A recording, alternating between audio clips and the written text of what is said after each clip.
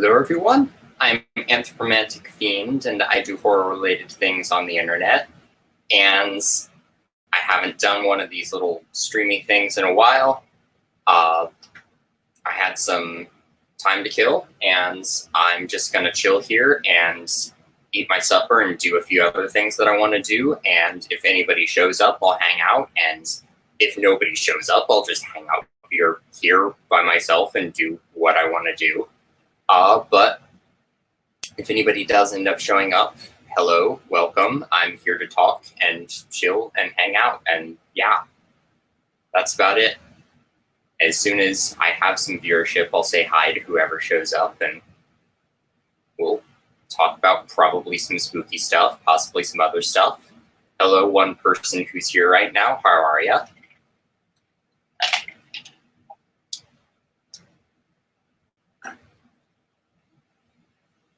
I'm going to send out just some notifications that I'm live really quick, but whoever's here right now, hello, welcome. I'm here to talk. Or if you just want to lurk and watch me be awkward and sit here and eat supper, you can do that too.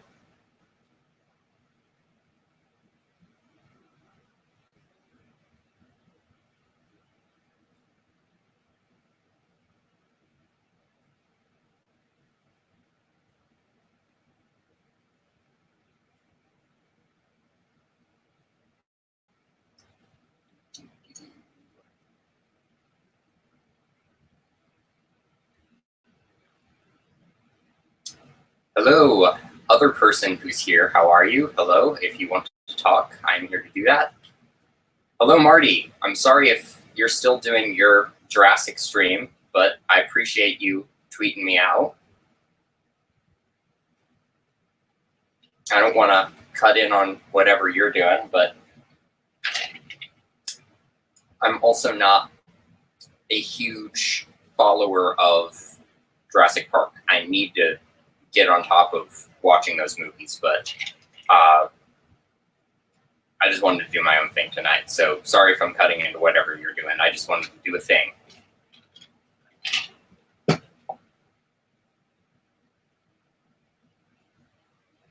Dang.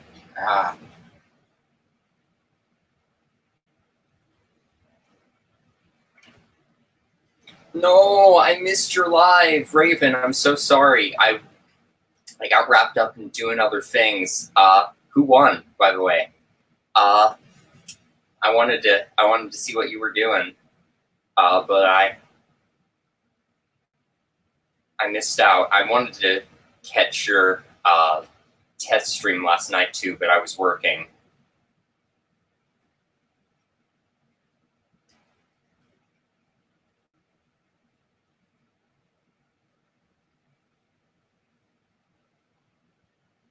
Oh, I appreciate that, Raven. I'm glad you're here right now. How are you?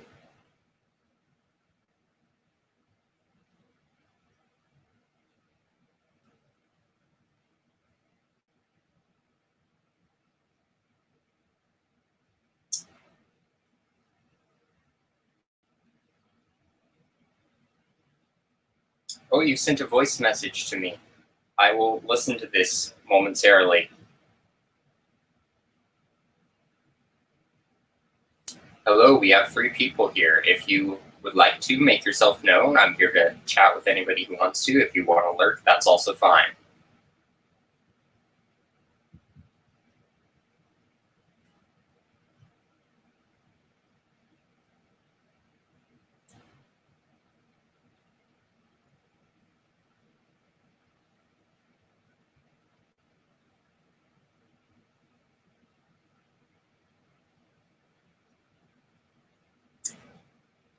Sending me a code?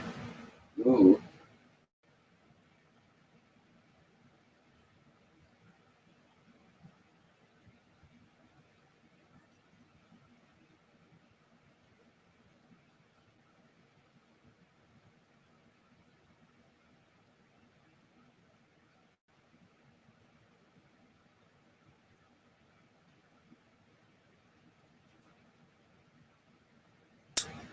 All right, Marty.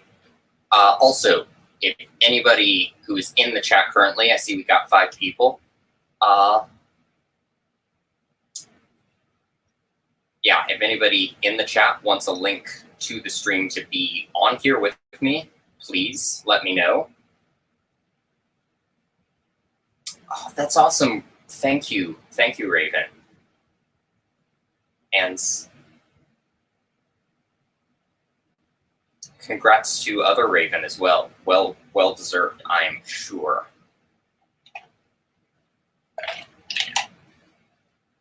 I need to stop entering contests. I have too much stuff. I'm losing room for everything that I have now.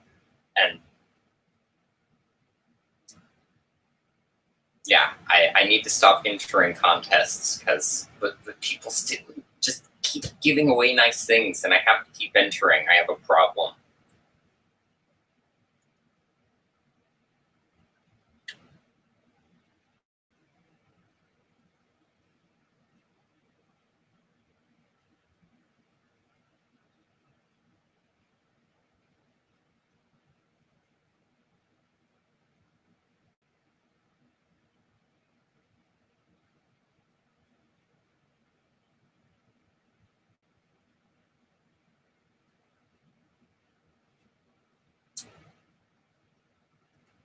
Sorry for the awkward silence. I'm just, again, sending out some notifications to let some people know that I'm currently live. But if you have anything you want to talk about in the chat, if you've been watching anything interesting, listening to anything interesting, doing anything interesting at all, let me know. My most interesting thing right now, which is actually not that interesting, is that I have a job at a hamburger restaurant. It's my first real job, and it's kind of stressful, but also very happy. Oh, absolutely. Bold of you to assume that the spirit of the vampire has not just always been in this hat and entered my body that way. It's probably how, at least in the Vampire Lestat and the Vampire Chronicles, the vampires are possessing, the vampires are supposedly originated from demons that possess the body of this king and queen and get stuck in there and have to sustain themselves via blood. A demon probably just got stuck in my hat and entered my body that way, and that's why I'm the way I am now. Hey, Jacques, you haven't missed too much. I'm just sitting here chatting about stuff, getting really weird with the lore of my hat and vampirism all of a sudden, but that's kind of the norm around here.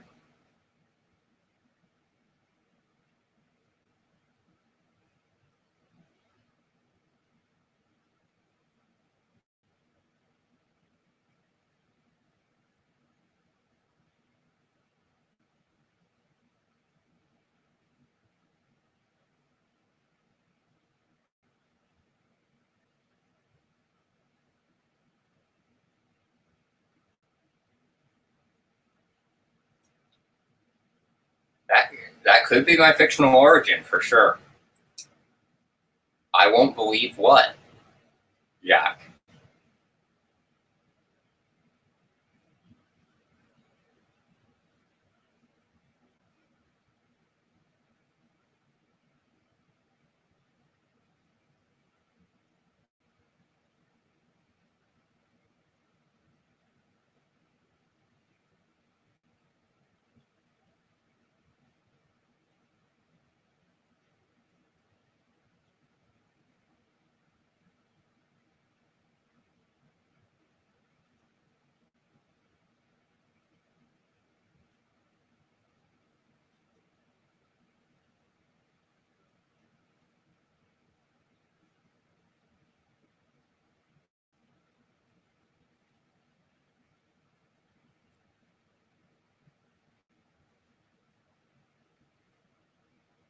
They made a Dr. Seuss version of The Call of Cthulhu. I've seen that, Jacques, and I love it.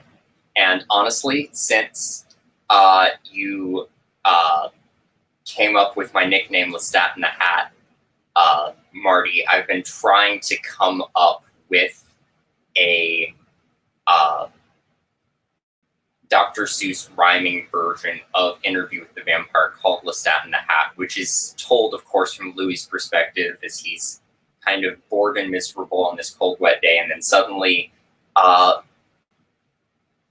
Lestat in the Hat walks through the door and makes his life not boring, but also makes him a vampire and miserable. Well, I appreciate that, Maddie. I'm just down here promoting my stream. I'm sorry you thought I was dead, but I am fine. I will be much more lively and talking with people very shortly.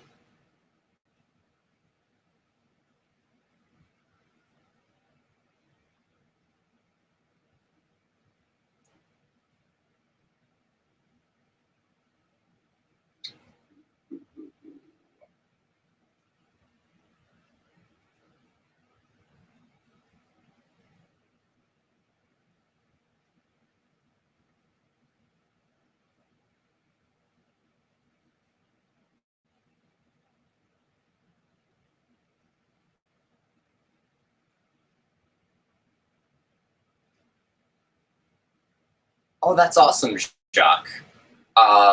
Edward Gorey has been a huge inspiration and influence on me for a long time. There's a lot of kind of line work and cross-hatching and hatching that's gone into a lot of almost everything that I draw now, and most of that is due to my love of Edward Gorey.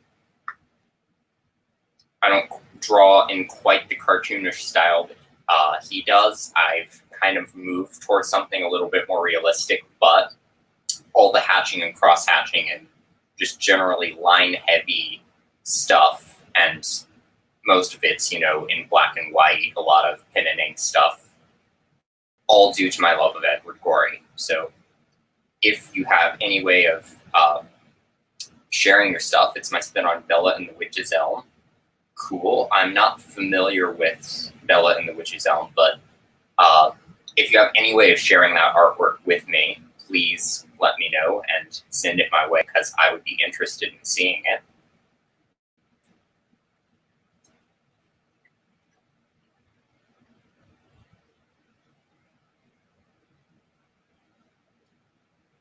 Also, please ignore the very unattractive large quesadilla with bite marks in it down here.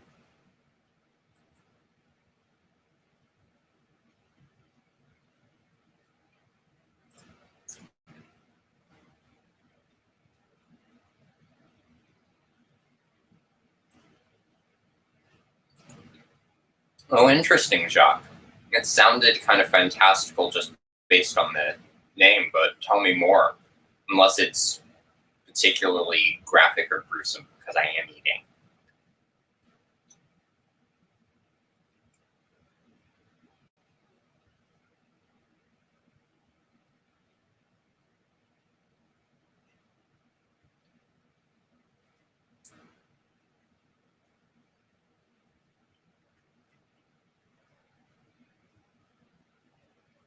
And to the other one person who's currently watching, hello. I'm not sure who you are, but hello.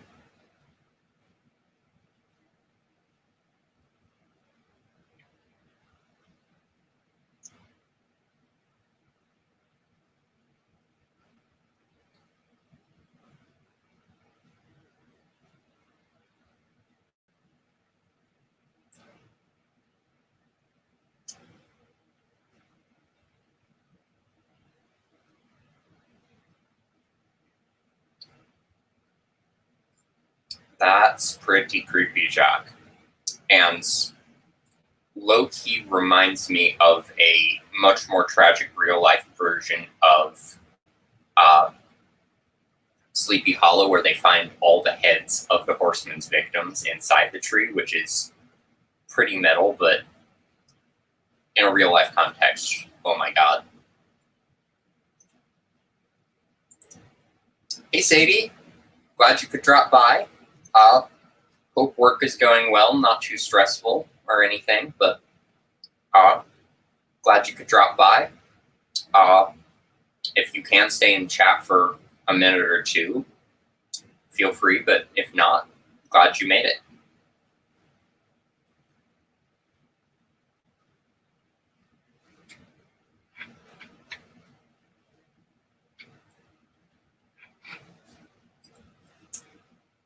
And for anyone who did not already hear, I am employed now. I work at a hamburger restaurant, and it's not a particularly romantic job, but you know, it pays well, and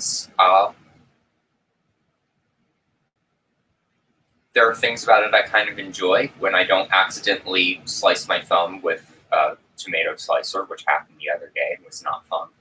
Oh, you'll be listening while you wash dishes. All right. Where do you work, by the way, if you can answer in the chat and you're not too busy already?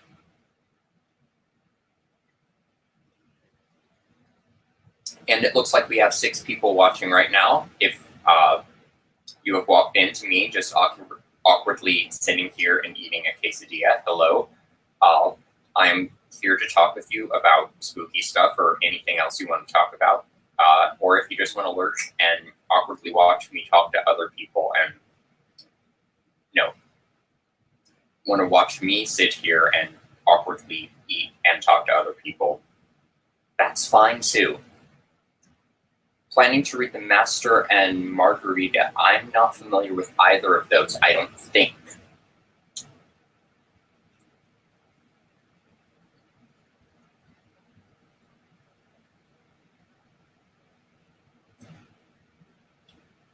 You're a phlebotomist. That local cat. You take people's blood. Interesting.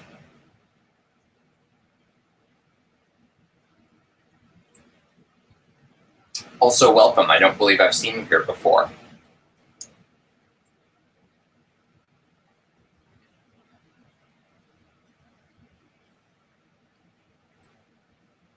Hi, Jim. How are you?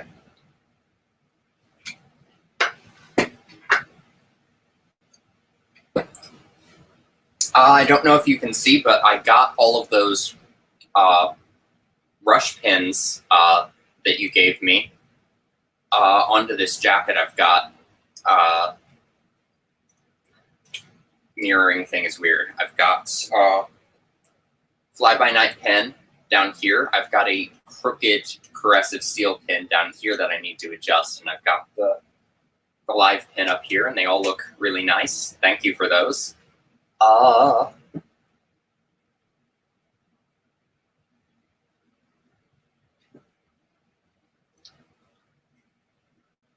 I gotcha.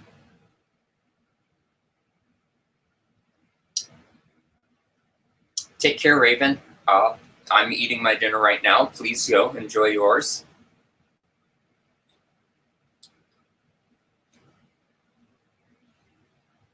It's a surrealist Russian novel. Interesting. Is it like kind of dreamlike and non-linear, or is it just kind of fantastical and dreamlike, or is it just straight up pure surrealistic non-linear stuff? Because I love that stuff too.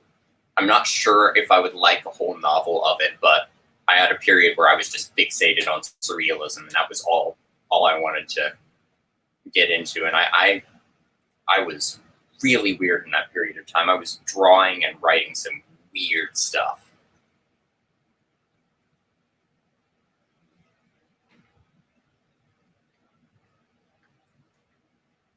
Oh, and yeah, again, Jim, thank you for all of this. I'm planning to stick a few other pins on this jacket, but this is the fastest I've filled out a jacket with stuff ever, I think. Oh, and Raven, you're probably gone now, but this is the Beetlejuice jacket you gave me. Thank you for this. I'm loving being able to make it my own. Dreamlike with a hint of non-linear. Interesting. I may have to look into that. I don't know if I can read it right now. I have a stupid amount of books that are piled up in my room that I need to get through before I can get to reading much of anything else. I'm reading Queen of the Damned right now, which is really cool. It's not doing it for me the same way Interviewer of the Vampire Lestat did, but I'm enjoying it quite a bit. But yeah, I will have to look into that.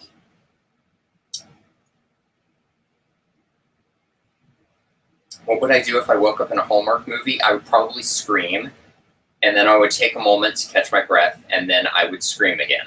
And then I would pass out and wake up and start screaming again, and I don't think I would stop screaming.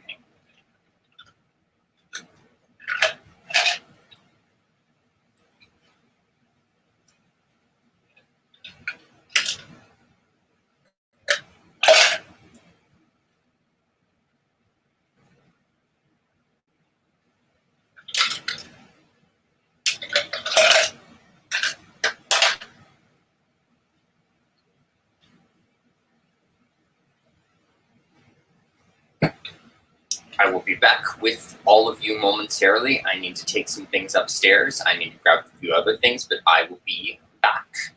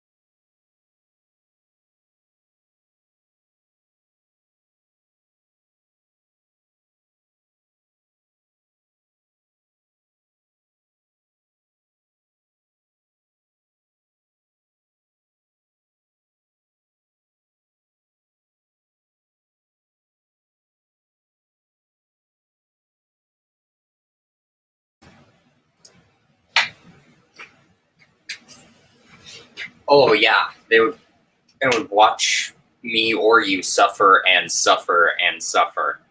I would, and Jacques, I would far rather be in a Blumhouse production than in a Hallmark movie, because at least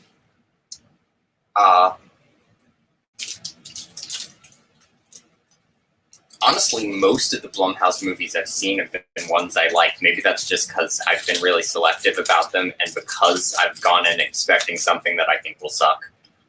Look, as my viewership count drops as soon as I said I like some Blumhouse movies, but I do. They're not perfect, but I enjoyed them.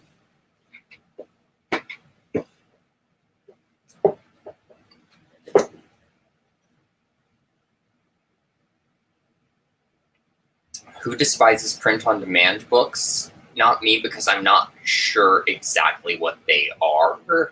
Please explain. You always bring new concepts that I'm slightly confused by to the table.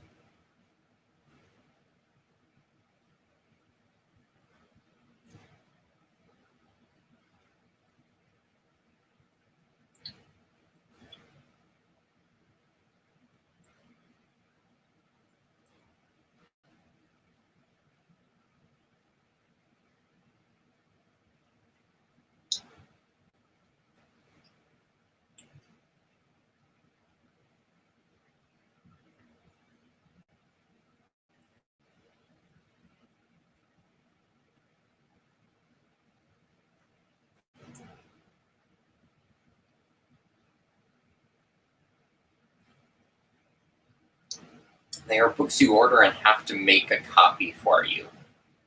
Print per order and not in bulk. I can see why that would be somewhat frustrating, I guess. I'm not sure I despise them, but I'm not sure I can say that I've really ordered those much, at least to my knowledge, so.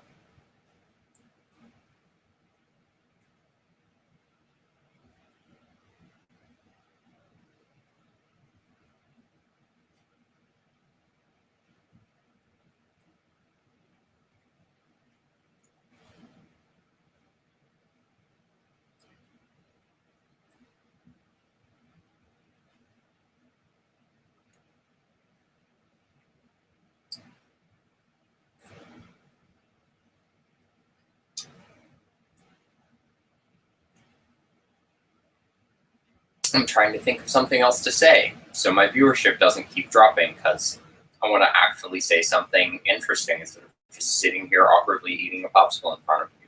Oh, or you can make it the topic of conversation. Thank you, Jacques. This is a,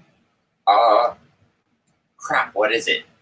It's a popsicle. It may be frozen yogurt, actually, on here, but it's basically just chocolate, but it's very creamy and it's very nice. It's not icy like some chocolate popsicles are. It's very creamy and I like it.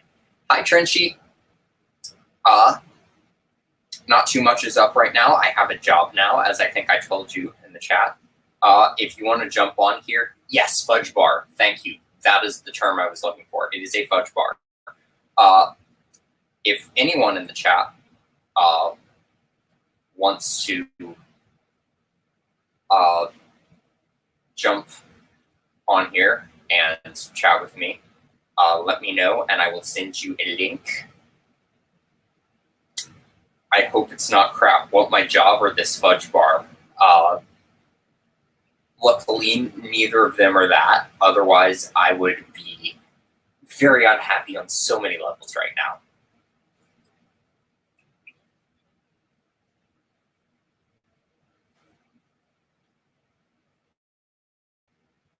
All right, only if you want to, Trenchy, but I will shoot you a link. And Jacques, I have not seen the Neon Demon, but I do very much want to.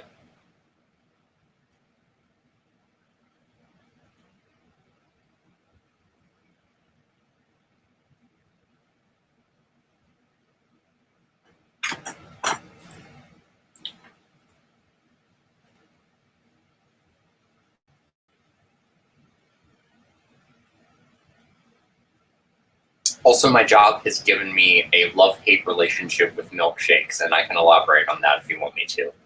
I don't know why I brought that up. I think this may have something to do with that.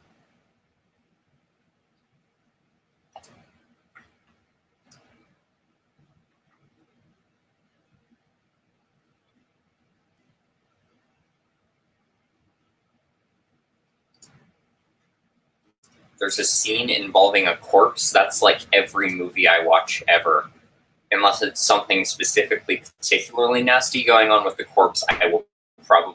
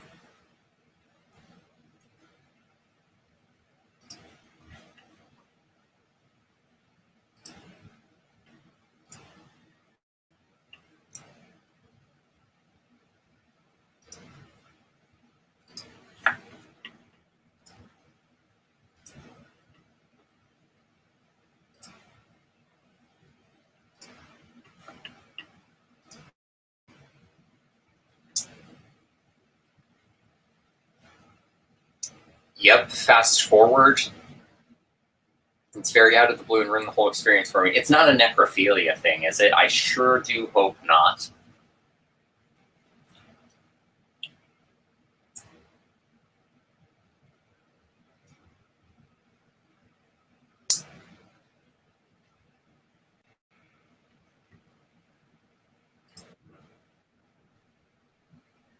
Hey, Trenchy. Hey, what's up, man? Not too much. I'm liking your new profile pic. Oh, dude. Yeah, I think you recommended this movie to me a long time ago, and I finally got around to watching it, and now it's one of my favorite movies. Oh, yeah. It's so good. So good. Have you watched Hallelujah yet? I've watched some of Hallelujah. I didn't get to see the whole thing, but what I've seen of Hallelujah, I love it. Nice. I've essentially seen most of the songs. I haven't gotten around to watching the actual movie, but I know what happens. Like I gotta work on that. I gotta actually watch things instead of just learning about them. Of course. Yeah. I love just how many musicians that I already liked are involved in Repo and Devil's Carnival. It's just like, oh my god, everybody from every band I like ever is somehow involved in this project. Yeah, man. And then they threw me a curveball in Hallelujah because Tech Nine comes out, and I'm like, oh shit, because I already liked a little bit of Tech Nine. I'm like, it's gonna be weird seeing him in this type of musical, but they make it work. Like, it's really weird, but really awesome at the same time. Right. Just out of nowhere, you've got Tech Nine in there, and then I'm trying to think. You've got in Repo and Devil's Carnival, you've got Ogre from Skinny Puppy, who are an industrial band. He's Pavi in Repo. Yeah. You've got the actors as well. You've got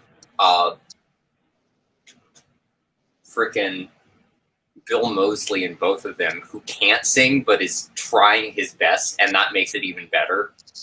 Yeah, he's not bad. He's not bad. They gave him comedic roles, so it works.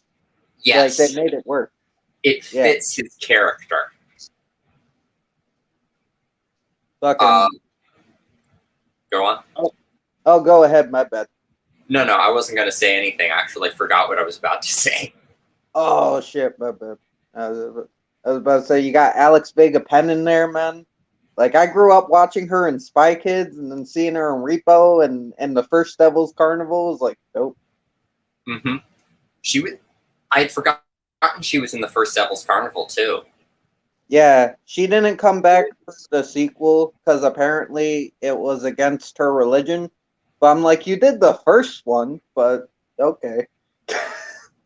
Well, I can kind of see that because the first one's all about hell, but the second one is a lot more stuff in heaven and kind of taking shots at that a little bit. So, yeah, no, I can get that. Very anti-heaven. I wouldn't even call it anti-Christian per se. It's just kind of a satirical, different look at heaven.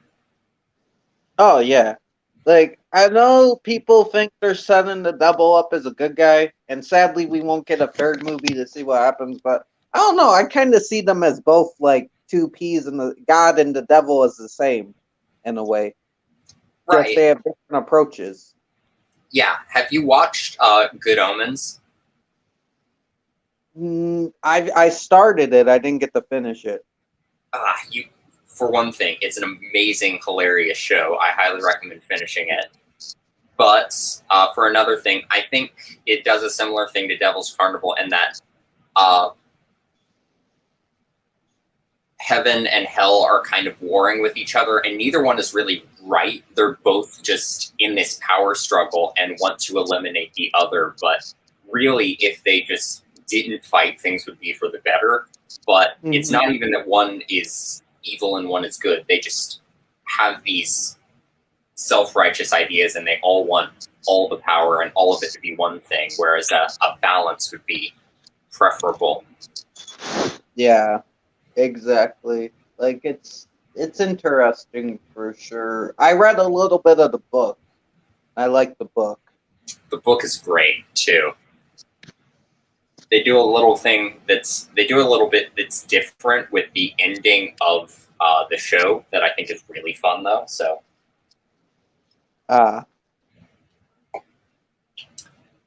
you can't wait for the new season of Good Omens? I didn't think they were doing another one.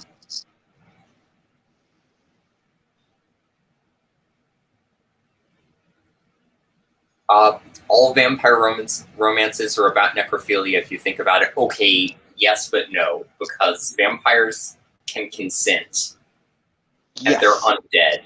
Corpses cannot consent. It's all about consent here. Exactly.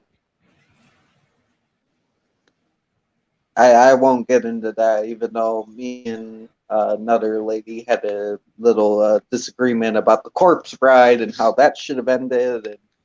And yeah. I mean,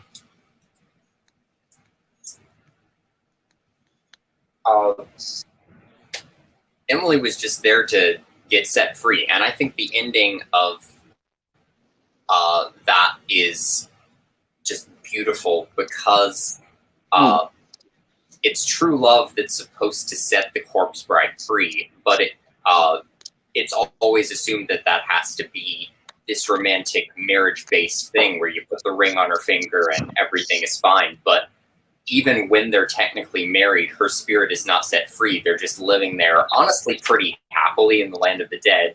But once she makes this sacrifice at the end of the movie to see Victor happy, that is an act of true love, and that is what sets her free. Yeah, like I actually like I like Maleficent for that too, because they're kind of like, oh, true love doesn't have to be romantic. I mean, it's not a perfect movie, but I like the Maleficent movies, and that's I love Maleficent for that specific reason. It also really pisses me off because after they've set it up that way, where the prince thing is not true love, and it's the this kind of platonic motherly love thing that breaks the spell. Then at the endings scene, they just bring back the prince and him and Aurora together, and like, you just destroyed all of what you set up. Okay. I don't see it like that, but I get where you're coming from. Yeah, I'm exaggerating a little bit, but it's just like, you established that this is not true love. Why is he here? Well, they can still date. They can still like each other. It doesn't have to be true love. You know what? Fair enough. Yeah, I don't know. It is weird because it seems like they're getting married in the end, so that is awkward. Like, Yeah. let them date like normal people. Yes. Have you seen the second movie? Yes, I love the second movie because they start gassing people, and it's crazy. It's really creepy. It's almost like this queen is like, they're like Nazis but for the fairies, and it's scary. Yeah, it's like isn't the queen allergic to grass or something? Or something. It's like crazy shit. Hmm. Oh, and hello, Max. Welcome. Hey, Max. Yep, and once again, anyone who is in the chat who wants to be on screen to talk, feel free. Or if you just want to chat in the chat or lurk, that's all up to you. Hello, Ben, my greatest arch foe. It was cool you got an arch nemesis. That's fucking dope. I know. We just like to. The thing about our rivalry is we just tend to minorly annoy each other. We can't actually do any serious damage until we can meet in person to duke it out, you know? Oh, hell yeah. I would pay to watch that shit. Yeah, we'll just have an arena of everybody in the horror community watching us punch each other. It'll be wonderful. Yes. We'll get a wrestling ring and everything. Well, the first death in Wizard of Oz, Jack, that's not murder, it's manslaughter, or I guess witch slaughter. It's an accident. But yeah, they do kind of... It is technically about a girl becoming a political murderer, but... Actually, no. The second time it is also witch slaughter because she doesn't intend, I don't think, to kill her with the water. She's just angry and douses her with water, and then she dies. So No, she's not attending. She's not even attending to hurt the witch. She just wants to put out the water so she doesn't burn the scarecrow. She didn't even like. She's just protecting her friend. She's not even like attending any harm at all. right. I think that's... It may have been her just angrily dousing the witch in water in the original book, but I haven't read the book in a while, but I can't say. But in the movie, you're absolutely right. Yeah, dude, I haven't read the book, so you might be right. I know the books are much darker and are much more war. They're kind of just grotesque and strange. They're not dark per se, at least not in my eyes, but I have a skewed vision of what's dark and what's not. So, but yeah, the second and third book, Land of Oz and Ozma of Oz, those are what Return to Oz with Veruza Balk are based on, and they're great. Return to Oz is epic, man. Like, that's a great sequel. I still love for the original a little more, but the sequel's fantastic. I really like Return to Oz just because of how faithful it is to what's in the book, right down to the look of everything. That's right out of those illustrations. Right. It just... Return to Oz is just like, holy shit. Yeah. Like, what? Jacques, what the hell is an infinite IKEA? I'm confused. Is that a car? No, IKEA's a furniture store. Why is there an infinite IKEA? Hey, Alex and Matthew. Hey, Alex. Hey, Maddie. There's a comic written about Dorothy becoming an assassin. That's pretty cool. They did have these fairy tale comics where like the fairy tale people were badass. Like they had one where I think it was like Little Red Riding Hood has like this like robot eye and shit, and she has a bow and arrow. Why is Red a cyborg? It's like, I don't know if it was a robot eye or a magic eye, and she can see shit. It was dope though. Right. Yeah, the world building is perfect because they just took all of the mythos of what was in the book and just changed it a little bit to have Dorothy back, because in The Land of Oz, the second book of the thing, it's not... Dorothy is not involved at all. She has been in Kansas and is not back yet.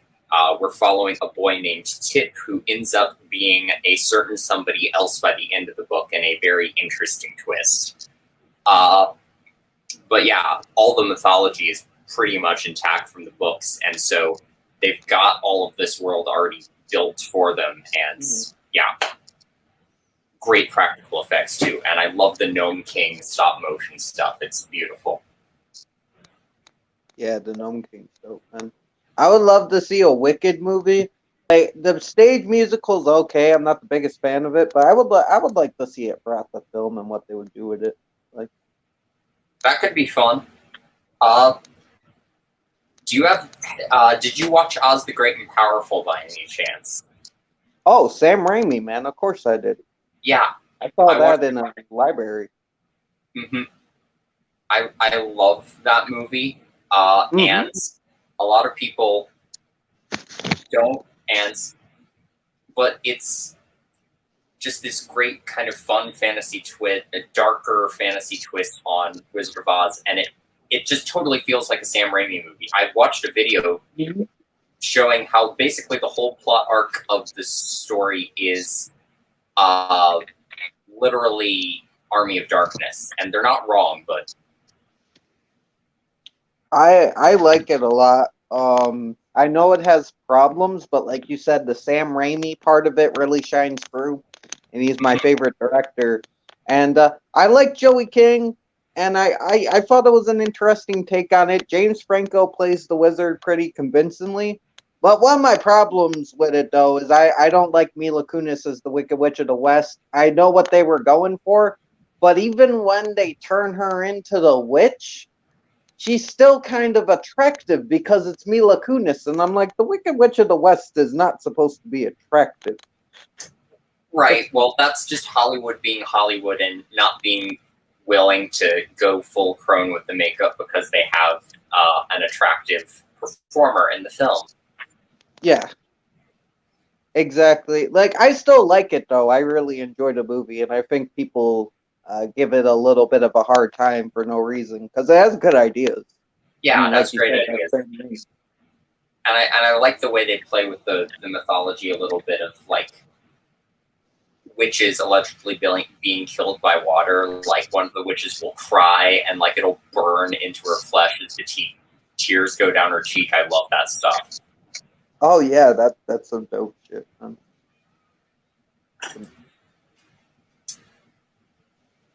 Suspiria the musical starring the cast of Full House, Jack. What are you talking about?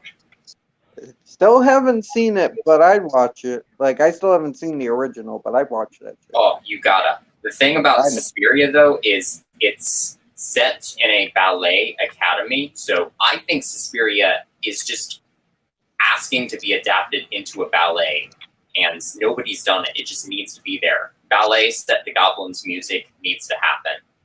Well, we got Evil Dead the musical, so come on, guys, you can do it. I know the theater. You just need to get the theater company to look at it. Someone in theater needs to look at this shit and be like, "Oh, let's do that." Hell, there's a Reanimator musical out there too. I gotta see that. I gotta see that shit. I do too. I have not watched it. I've just seen a little clip of Dr. Hill's head waking up, and then I believe singing. So, well, that sounds bloody amazing.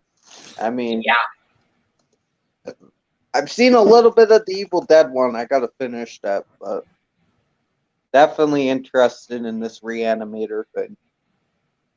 For sure. I'm trying to think what else they've adapted. There's a Lestat the musical out there somewhere. I've heard of that.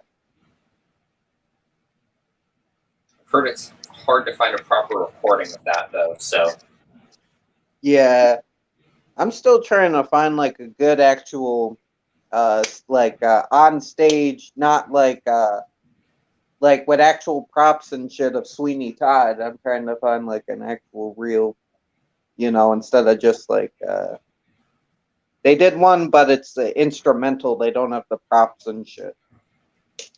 oh man, I don't know where you can find it, but I have taped the version of the full Sweeney Todd musical. I'm trying to remember where it was done. It might have been it was some big theater, but Emma Thompson is playing Mrs. Lovett, and it's amazing. I've seen a clip of that, or at least one of the productions she did with Emma Thompson is Love It, and I like it. I liked the movie, but I really like the musical as well because it's more comedic and there's a different style to it. Right. Well, it's theater acting instead of kind of more restrained Exactly. film acting, and so especially Mrs. Lovett is a lot more hyper in the show, and in the movie they cut out all of the ensemble singing just so it's a lot more kind of internal monologue, personal stuff. But that means we don't get the really big numbers like the Ballad of Sweeney Todd, which is my favorite Sweeney Todd song. So yeah, man, like the opening ballad, and they cut out a lot of the jokes from Little Priest. Or there's just so many. There's a moment where like Lovett and Sweeney Todd are like trading lines, and he's like she's like, well, how about Butler? And he'll say something subtler, and just they have this little rhyming back and forth until she comes up with locksmith, and he can't find anything to rhyme, and he just goes, and they just go back into singing. It's beautiful. Hello, Tom Girl City. Welcome. hey, Oh, you love my videos. I really appreciate that. If you want to talk about anything, I'm here. Or if you just want to lurk, that's fine too. hell yeah.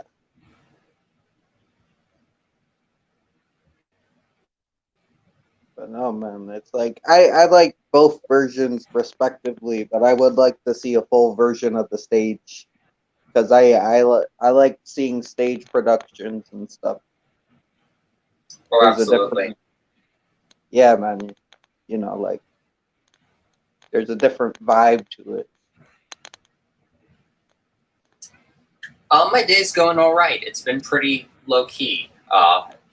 This is probably the most exciting thing I've done all day. I've just been chilling out and doing chores and talking to people like this. Hell yeah.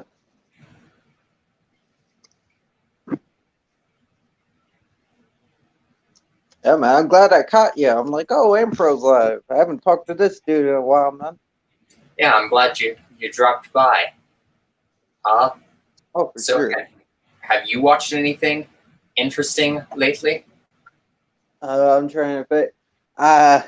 We watched something last night, but I don't know if I should talk about it on the stream. Screw it. Go ahead. Well, we found out that there was a movie by Ed Wood. Mark had found it from 1964. He didn't direct it though, called Orgy of the Dead. Oh, that movie. I know about that movie. I do not recommend it to you. I found it a bit repetitive. It's the thing is, it's sleazy, but it's boring.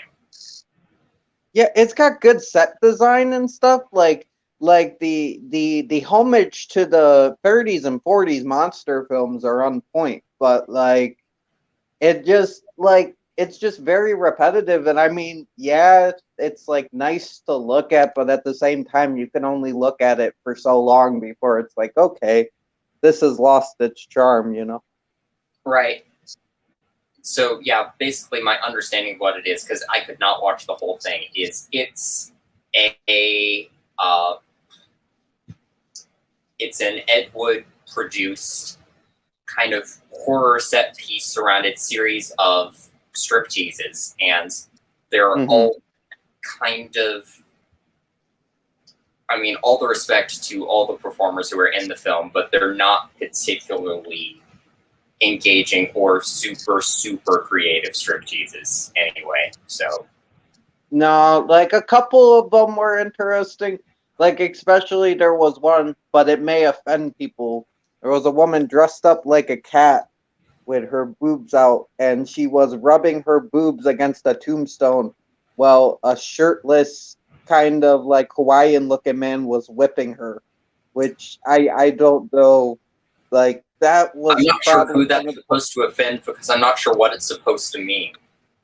yeah, I don't know. It was interesting. Like that was one of the more interesting ones. But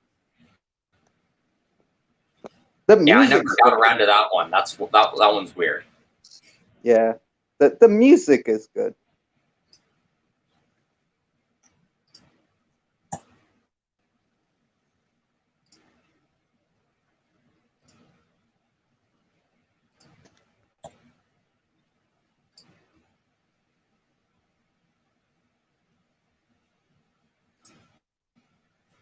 Oh, dude, Disturbia is the shit, Alex.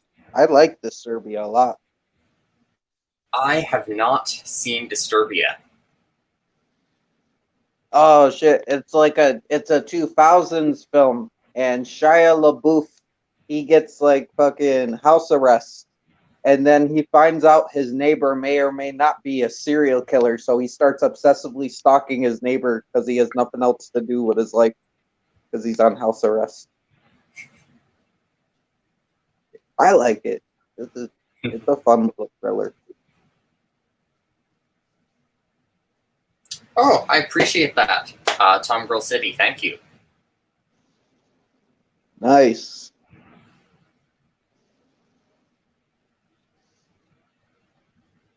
But I watched Underwater recently as well. Probably the better of the other films. So Uh, I'm kind of middle of the road on Underwater because acting is fine, production design is beautiful, but they just kind of throw you into everything head first. yeah, So there's not a lot of development there, and I'm kind of lost. And I'm like, I don't know enough to really be invested in what's happening right now. I like the Fromian. I get it. Like I wasn't totally invested, but like when I think I was able to get enough from the characters that I could at least care about a few of them. And the ending still hit for me. I love the ending. Right. I thought the characters were good. I thought there was stuff to them there that made them likable. I just wanted to know more about that stuff because there's so much stuff and backstory that's implied that we just never learn about. And if it was in the movie, I would be way more into everything that's happening. Oh, for sure. Like they were doing something with that bunny. They were trying to do something with that bunny. I don't think it went through all the way, but I know they were trying to do something symbolic with the bunny, and it just didn't really translate well. And yes, I was going to say that Disturbia sounds a lot like Rear Window as well, which is a movie that I love. Oh shit. I don't know if I've seen Rick Window all the way. I know I've seen a little bit. The guy in the wheelchair watching the dude for the telescope. So good. I mean, yeah, it's Hitchcock, so you can't go wrong there for sure. I mean, I might debate you on that a little bit. Topaz from Hitchcock is a really boring movie. I have not seen that one. It's kind of a spy thriller crime drama thing, which should be exciting, but I think when I watched it, a lot of the politics of what was going on really went over my head, and it's like, maybe it just felt that long to me, but I think it's like 2.5 hours long or something. It's a long movie, and it's a lot of confusing political intrigue, and I really didn't like it. That's fair. I have only seen the original De Palma Carrie, Tom Girl City. I have not seen The Rage Carrie 2. I'd be interested to know people's thoughts who've seen it. I've seen it. I've seen all 4 of the Carrie movies. There's 4? Oh, you mean like the other 2 adaptations? Yeah, there's Carrie, the original. Then you got the sequel. Then you have the Angela Bettis version made for TV, which is like a little mini series. And then you have the Chloe Grace Moretz version. Mm-hmm. Um, That is a hot take, Max. You are not a fan of Vertigo. Wow. Vertigo is one of my favorite Hitchcock movies. That's another one I gotta see. But Also, Max, I did shoot you a link to join via Twitter if you do want to hop on. oh yeah, man. What was I saying? Another Hitchcock movie, if you have not seen it, I highly recommend is The Trouble with Harry, which is his one of his few comedies. Yeah, I gotta watch more Hitchcock. I've seen The Birds, and I've seen Psycho, and I think I've seen some of Rear Window.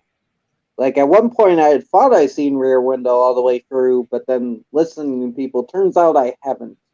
I have trouble with that a lot. Like I think I'll see something and then I totally haven't seen it or only seen parts of it.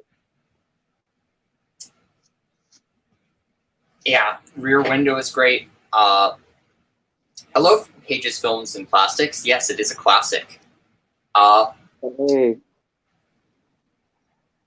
Yeah. Hello. How are you?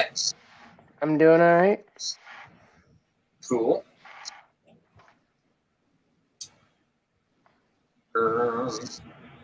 Anyway, have you seen anything about the Cruella movie, or do you have any like preliminary thoughts on it? I know what happens in it. I have no idea what happens in it. I don't care if it's technically good or not. I'm in love with the production design. It looks fun. I want to see it.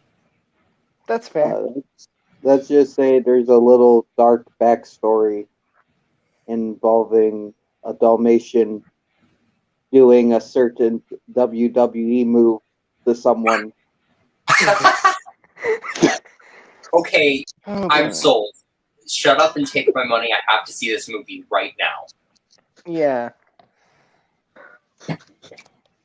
Like it's literally a WWE move. It's not said as much, but like the way it looks, it's like, oh, I know what that dog just fucking did.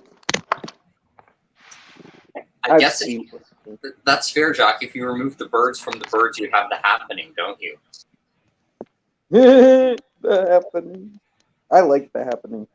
I have not seen the happening. Oh, The Happening is awesome. I just know about the happening.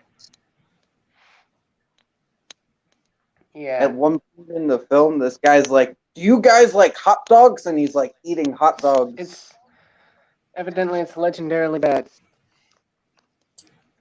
It just looks bizarre. And that's M. Night Shyamalan, right? M. Night, yeah. Yeah. My hot take is that I don't think Signs is particularly good. I'm with you there. Yeah, I Honestly, commented I on agree. you. Yeah. I mean, it's Go on, Trenchy. decent, but not. Oh no, I think Max was saying something. Oh yeah, go on, please. I mean, I agree with you, y'all. Signs is good, but not that good. I don't see the. I mean, it's okay, but I don't see what everybody else sees. Like it's this great, amazing movie. No, it's really stupid, and that's just my opinion. But that's what I don't see the genius of Signs. Then there's the infamous pantry doors bit. Yeah, I mean, your alien is defeated by blunt objects, water, and they have trouble opening pantry doors. And this is the great threat to humanity. Just close the doors on them. Yeah, just so God can ruin this guy's life so he could find God again after saving his kid by giving him an asthma attack. Damn it. Yep. And I know M. Night Shyamalan said he was intentionally going for like a sense of humor and kind of slight awkwardness for the acting. but it doesn't feel intentional to me. It just feels weird, and it's like, am I supposed to think this is funny or not? I'm not sure. I'm confused, and some of this is funny to me. Some of it is just making me cringe. Right. Yeah.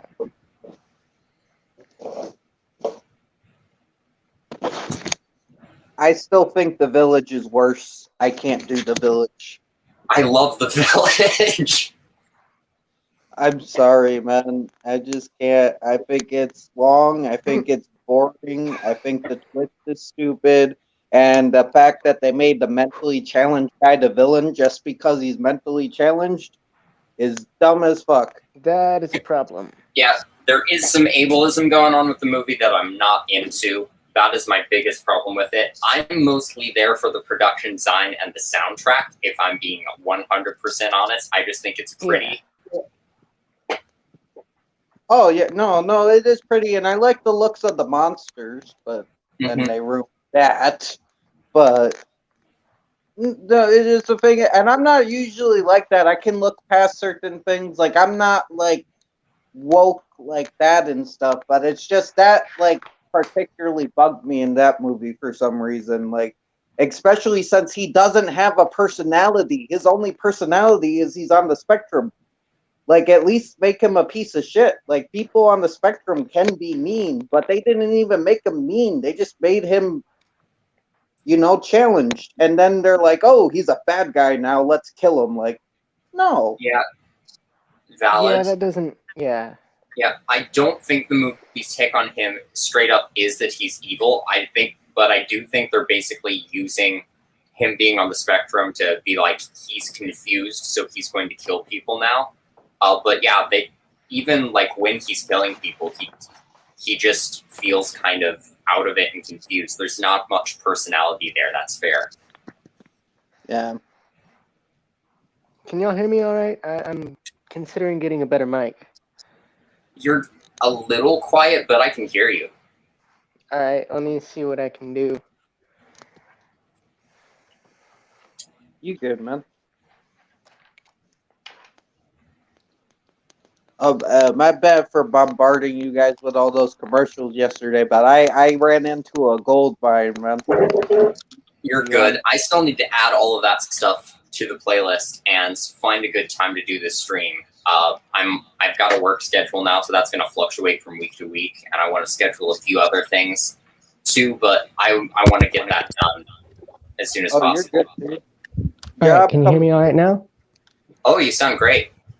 Thanks. Yeah. I switched to my plug-in headphones that have like a built-in mic. So nice. Headphones always help. Yeah. Anywho, the great commercial nightmare. When you show it, yes, indeed. When shall it commence? I don't know, but we've got some stuff to work through, and honestly, it would be fun to do it as like a 2 or 3 parter thing where we skip between different people's channels, doing a few things at a time. Oh yeah. I like that idea. Like, make it a mini series. Yeah, that would be fun.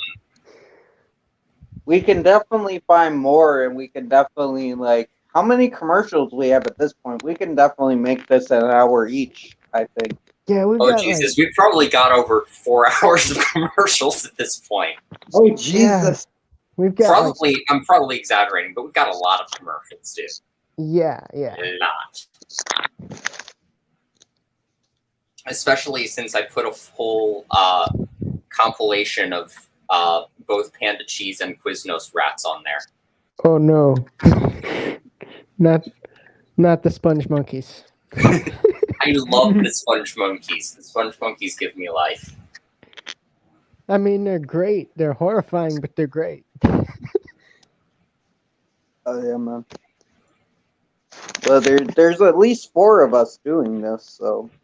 Yes, indeed. I think Tristan's going to be on this as well, so that'll be nice.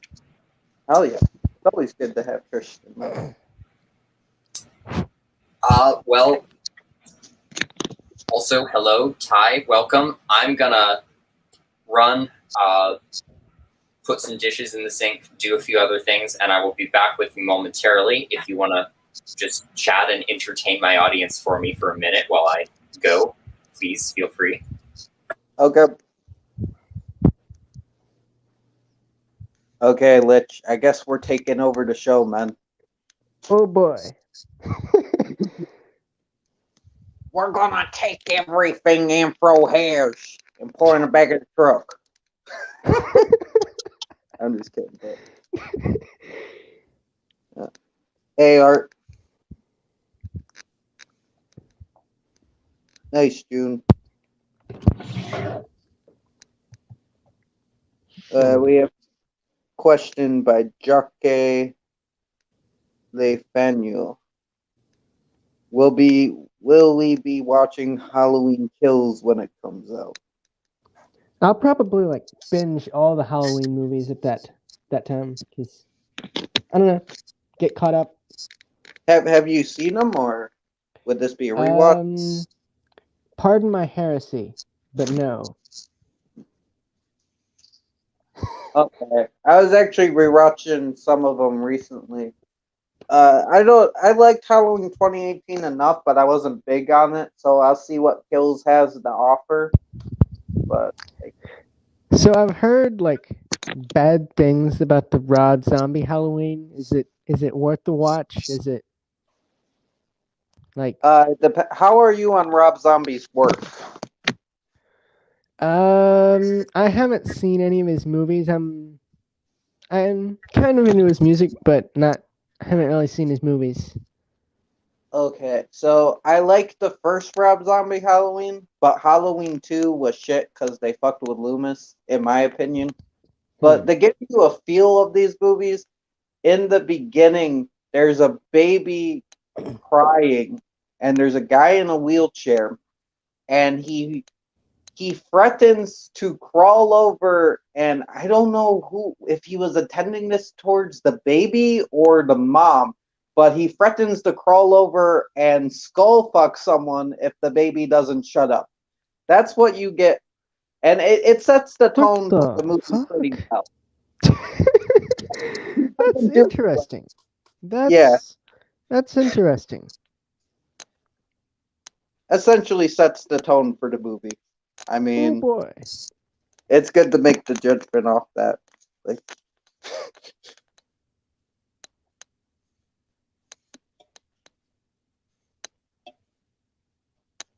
nice, June. Jesus.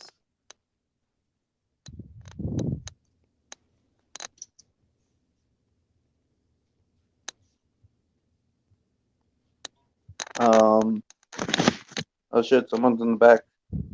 Art, Ampro's a win for this. You win eventually. There we go.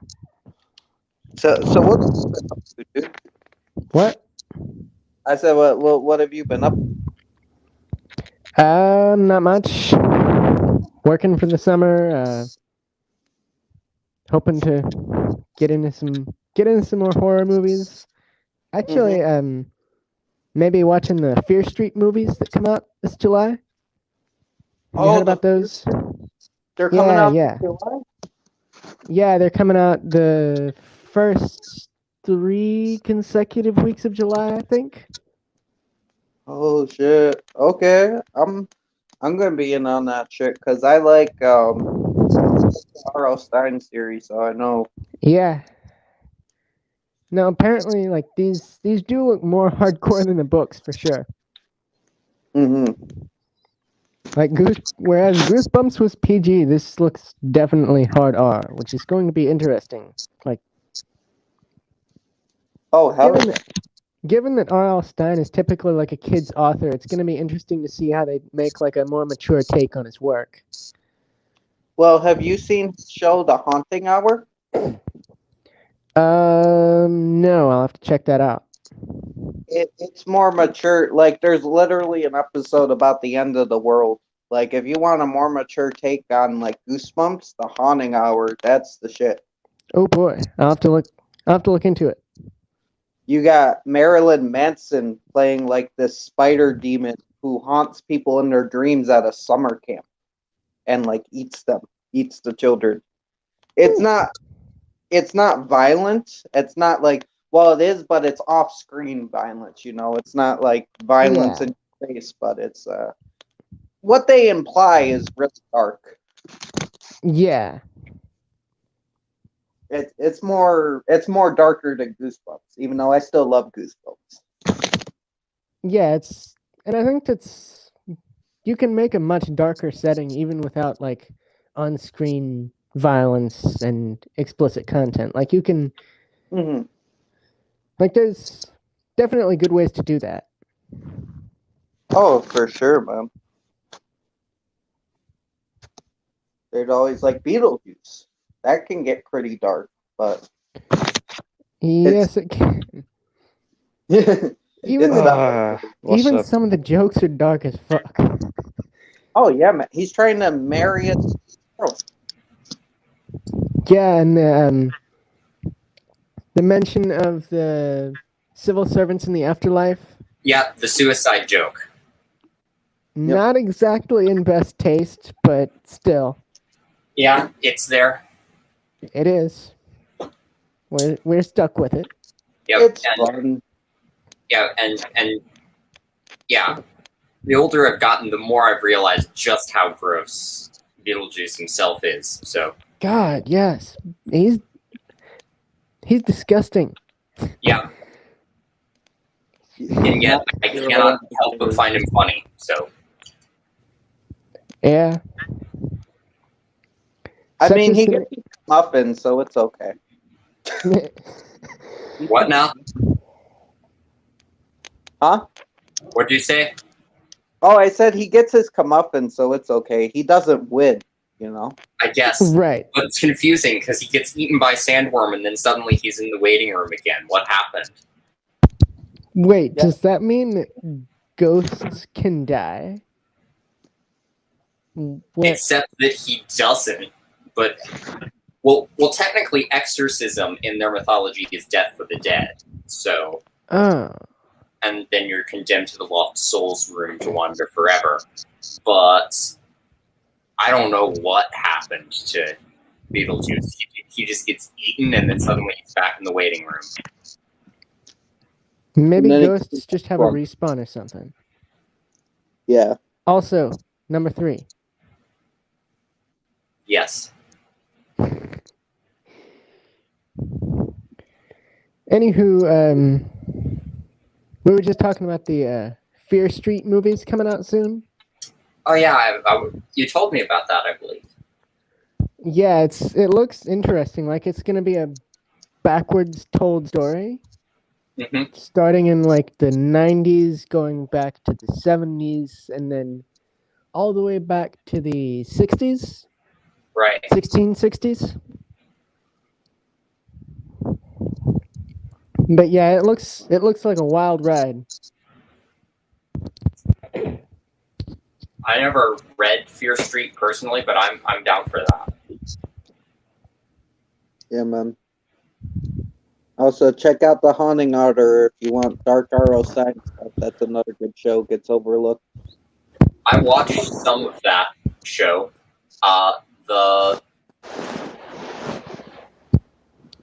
The episodes with the creepy doppelganger.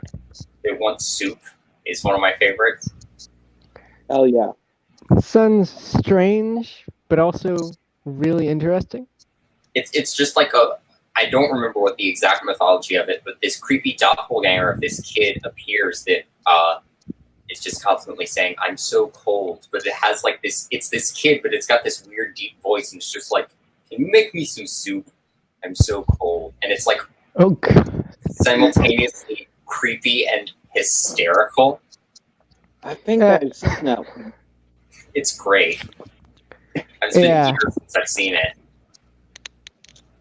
I haven't really seen much good horror like movies or TV lately.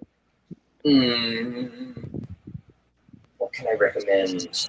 I mean, freaking all of Buffy the Vampire Slayer is on Amazon Prime right now. I'm in season 5 right now and loving it. I gotta rewatch. No, I don't know if Supernatural counts as horror. I mean, It counts. I've been watching some of that lately. I'm That's not caught up by any means, but it's Supernatural is a wild ride. Right. Oh, yeah, man. They So end is up Buffy, fighting though. God. Buffy is weird. Mm-hmm.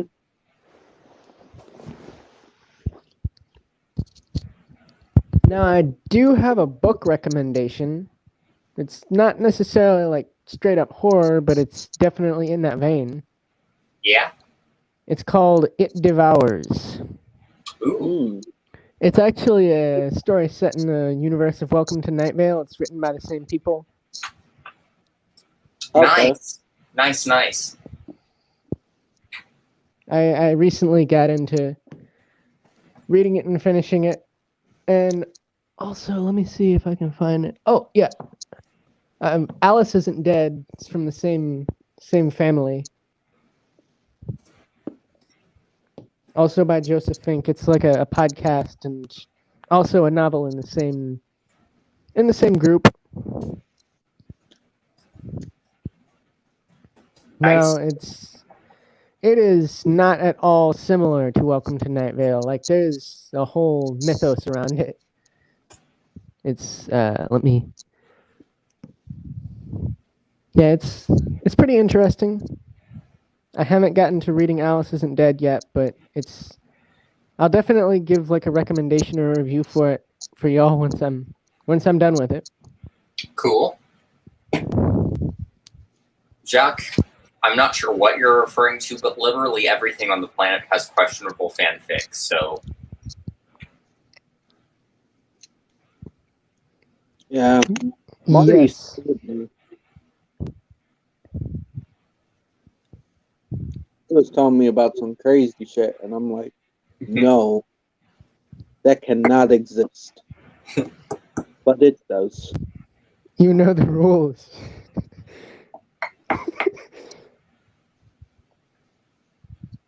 Also, Trinchy, you told me to let you know whenever this happened. I finished posting all of the chapters of Lily, my Dracula fan novella. All of that's up now, so you can listen to all of that in one go if you want. Yeah, I'm going to do that. I'm going to do that, and I'll have to do Carmela as well at some point, because I still haven't got to do that. But Cool. my bad, dude. I like to listen all at once, because it's hard for me, because I forget the old chapters, then I got to go rewatch them. And... Oh, that's fair. I totally get that. I'm the same way. Right. Like, if I can do it in, like, 2 weeks, like, that'll work for me. That's the other thing I've been doing lately. You reminded me, just for comfort's sake, I've been re-binging all of the Carmilla web series, which is just one of my personal favorites. Super fun. Hey, Art. Or,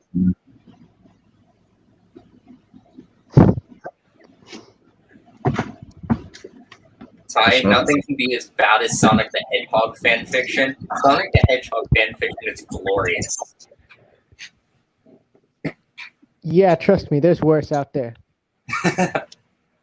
Much is Jim worse. Carrey fondling hedgehog balls? What the fuck? Oh, God. That reminds me of a bit of the Nostalgia Critics Smurfs review. When they're like, somehow the topic came across like how Smurfs reproduce. No, and there was a guy with like a CD case, and the title was just like Smurf porn, and he was like, "I've got all the answers right here." And Critic and Nerd were like, "No." It was, yeah, interesting. Yeah. Fanfiction can be interesting. Yeah. I remember a couple years ago, I think it is now, there were just a few episodes of Game Grumps where Aaron was playing games and Dan was just reading bad Sonic fan fiction to him the entire time, just digging up all the disgusting gems that he could. It was pretty great.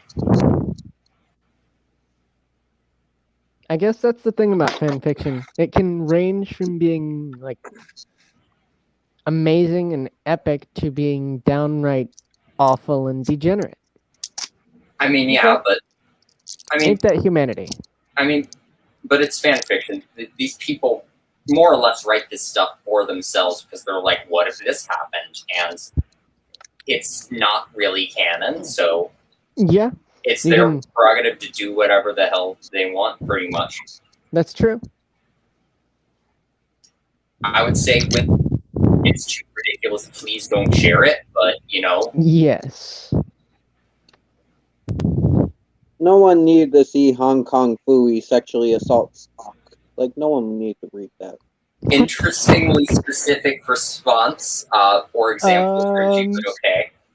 Oh, Marty was telling me about it, and Spock had to let it happen because of scientific reasons. For I am research. I hate scared of that where this this is exists. going. I hate that this exists. Yeah, I'm with Martin on this one. Oh, dude, me too.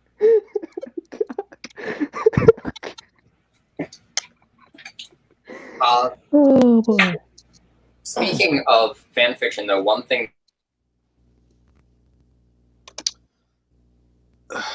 Bye, Marty.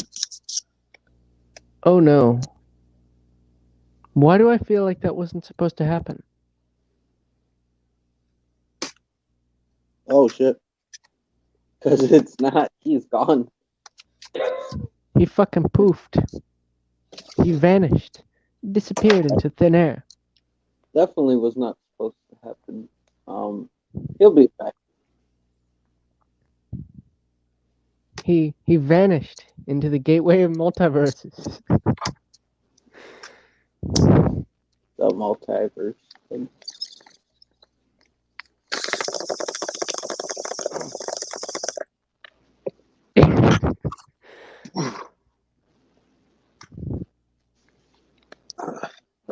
Chat. Let's see. Yeah, you're good. Yeah, Into the Void. I haven't heard of the Uzumaki series.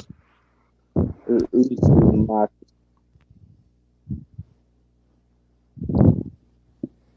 Isn't that by Junji Ito?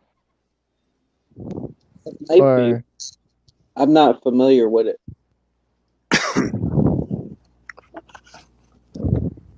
Or wait, is that what the chick? She's like, has the spiral in her head? I'm not sure. Like she can't die or something. I'm not sure. She hunts people and shit.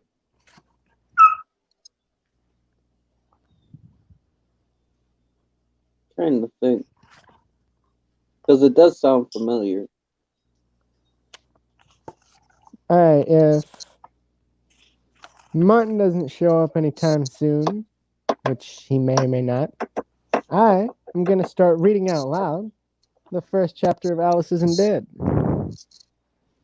Oh, Because what? I have the book Alice Isn't Dead, a novel by Joseph Fink. Oh, Alice isn't there. Okay, Isn't dead. gotcha. I thought you said Alice is a bird, and I'm like, this sounds interesting. No, it's called Alice Isn't Dead. It's a novel based on a podcast by the same people who made Welcome to Night Vale. Ah,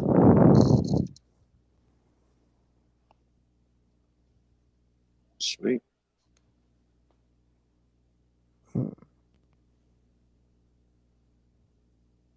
oh, okay.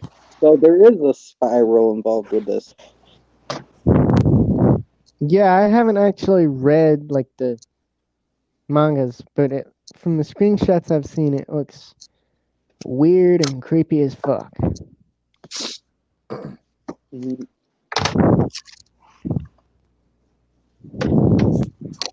Sounds it.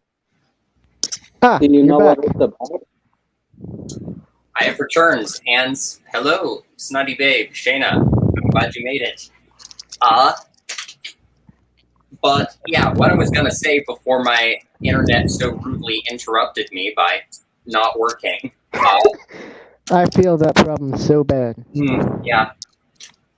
is on the topic of fan fiction. Right now, I am taking Neil Gaiman's masterclass on writing, and I'm in the middle of the chapter on comics. So what I'm doing for that is I'm currently plotting out a comic. I'm writing the script for a comic that is centered around the Clarissa character from Lily. So it's kind interesting. of a comic version of her story and a little bit extended. So I'm just gonna be working on that while we talk. You finally watched PG Psycho Gorman. What did you think? I gotta see that.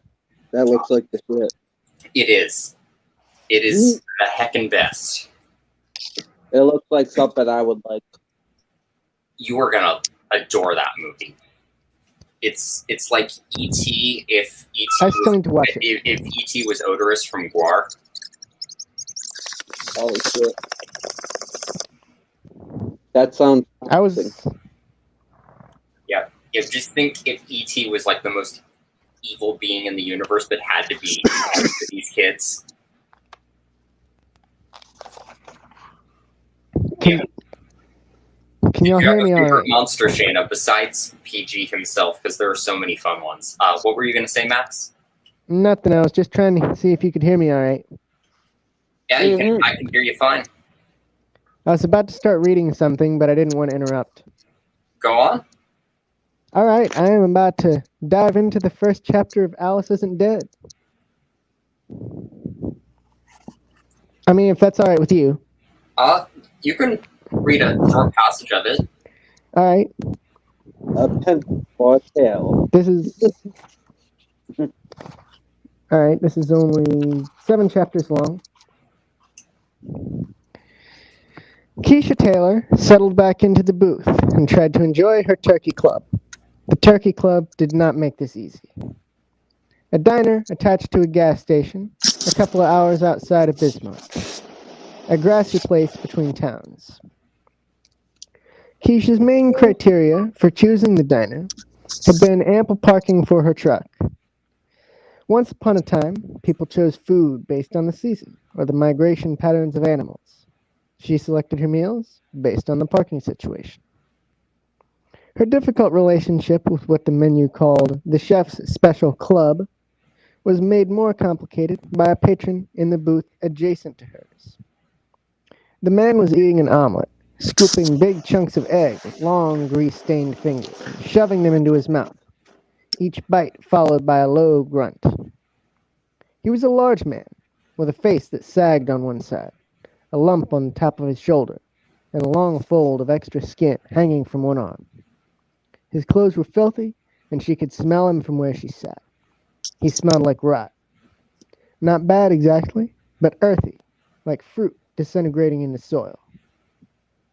His dirty yellow polo shirt had the word thistle on it. He was staring at Keisha with eyes that went yellow at the edges. He chewed with his mouth open, and his teeth and food were both a dull yellow. Keisha did her best to look anywhere else.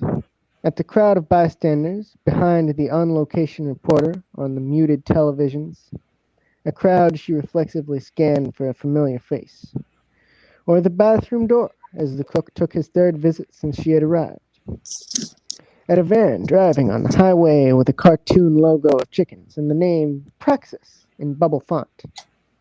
But the man's grunts were insistent, and soon she couldn't look anywhere else. And then, to her horror, he got up, omelet hanging from his lips, and limped toward her like his legs had no muscle, mere sacks of meat attached loosely to his torso. "Doesn't look much like rain," he said, plopping himself across the table from her and licking the egg off his lips with long, wet passes of his pale tongue. The smell of damp earth got stronger. Her heart was pounding, as it often did when she felt trapped, which she often did. Her life, at the best of times, was a minefield of possible triggers for her anxiety, and this was not the best of times. "Hope you don't mind if I join you," he said. Not a question or a request, but a joke. He laughed dropped, and his jaw sank crookedly into his neck. All right, that's where I'll stop for now. Wow. It goes on, and it gets a bit brutal. Oh, wait, I mean, hang on. yeah. There's actually only a couple pages more, if that's all right. I mean, I don't want to hog the thing, but on the other hand, I mean, it's your stream. All right, I was hoping to eat alone, she said, down at her sandwich. Good people deserve good things. She didn't know what to say to that. He scratched his cheek, and some of the skin peeled away. It's dangerous out here. She didn't want to engage with him at all, felt even responding negatively might encourage him, so she started to slide off the duct tape patchwork that once had been a booth, grabbing her backpack and making a determined look toward the door against the pulsing of her panicked heart. He held a hand up, and she froze, wanting to leave, but not able to find a way to do so. Want to see something funny? He said, in a voice with no humor in it. It is often said that bad experiences are like nightmares. But what Keisha noticed most in this moment was how real it was. How she couldn't escape its reality. How she would never be able to convince herself that she had remembered any part of that evening incorrectly. He got up, wiping the egg from his hands onto the word thistle on his chest. His face was slack and not arranged right. He walked over to the table where a man sat. A truck driver, probably. The man looked like a truck driver, she thought. What does a truck driver look like? Hey, Earl, the thistle man said. Huh? Said Earl, frowning. The thistle man grabbed him by the back of his neck, and Earl's face went blank. The thistle man guided Earl gently out of his seat, like a parent shepherding a sleepy child. Earl's eyes were empty pools of water. Neither Earl nor the thistle man paid their checks. No one made a move to help. No one looked. Keisha didn't know what to do. She walked toward the door, wanting to help, having no idea how. You planning on paying for that? Said her waitress. What? Yeah, yeah. Keisha handed over what she thought was the right amount, left some sort of tip, and was outside in a night unusually hot in early Midwestern spring. The lights on one side of the gas station were out, and in the shadows, the man in the thistle shirt was cradling Earl. Earl was fully awake again, but the man's arms clung like ropes around Earl, and he couldn't move. She could see the pulsing of his muscles as he tried, the strain in his face. Behind him, in a different world, people sat eating waffles and sausages. Shh, the man in the thistle shirt said to Earl, who tried to scream in response, but the scream was lost in the baggy flesh of his captor. The loose-skinned man didn't seem human.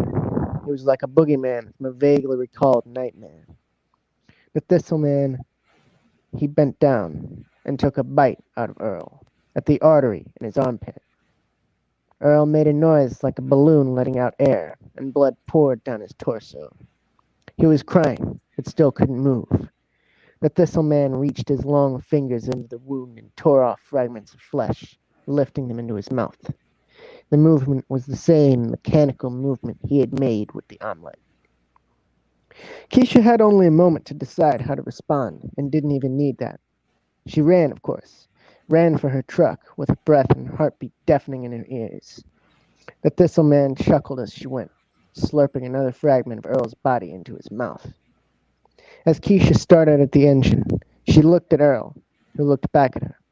A man who had expected to go to sleep tonight, who had ideas about what the next few days would be like for him, had some sort of plan for the future, who was, instead, watching the one person who could help him, driving herself to safety, leaving him with only a monster to accompany him in his dissipation.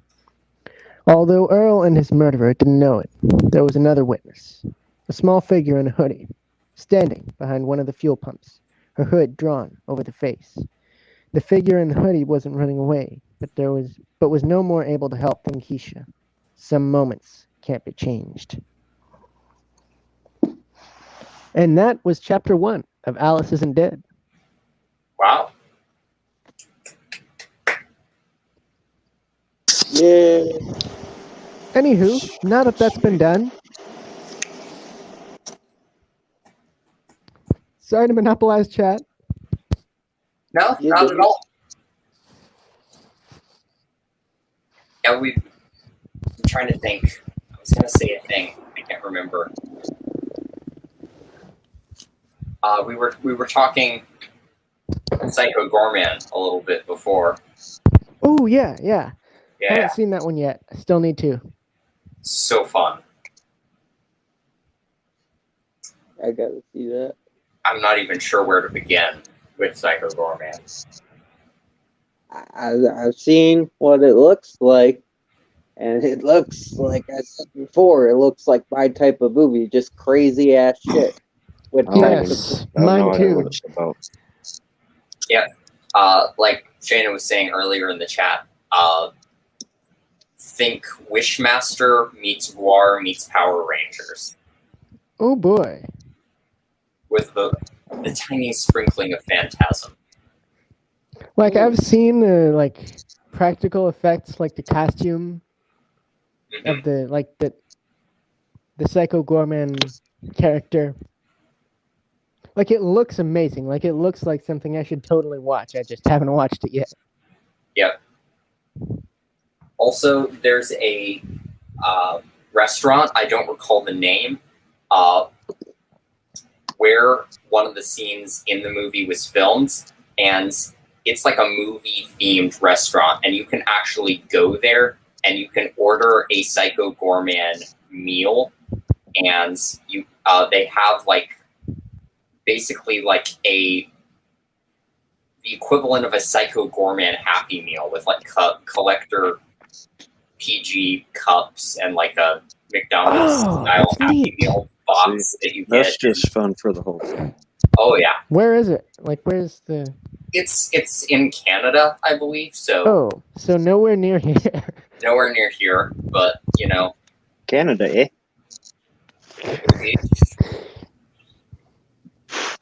Fucking. Oh, nice, James. James picked up a couple of Judas Priest albums. I definitely enjoy them. Painkiller is one of my favorite songs of theirs, so gotta love that album. Fuck yeah. Nice.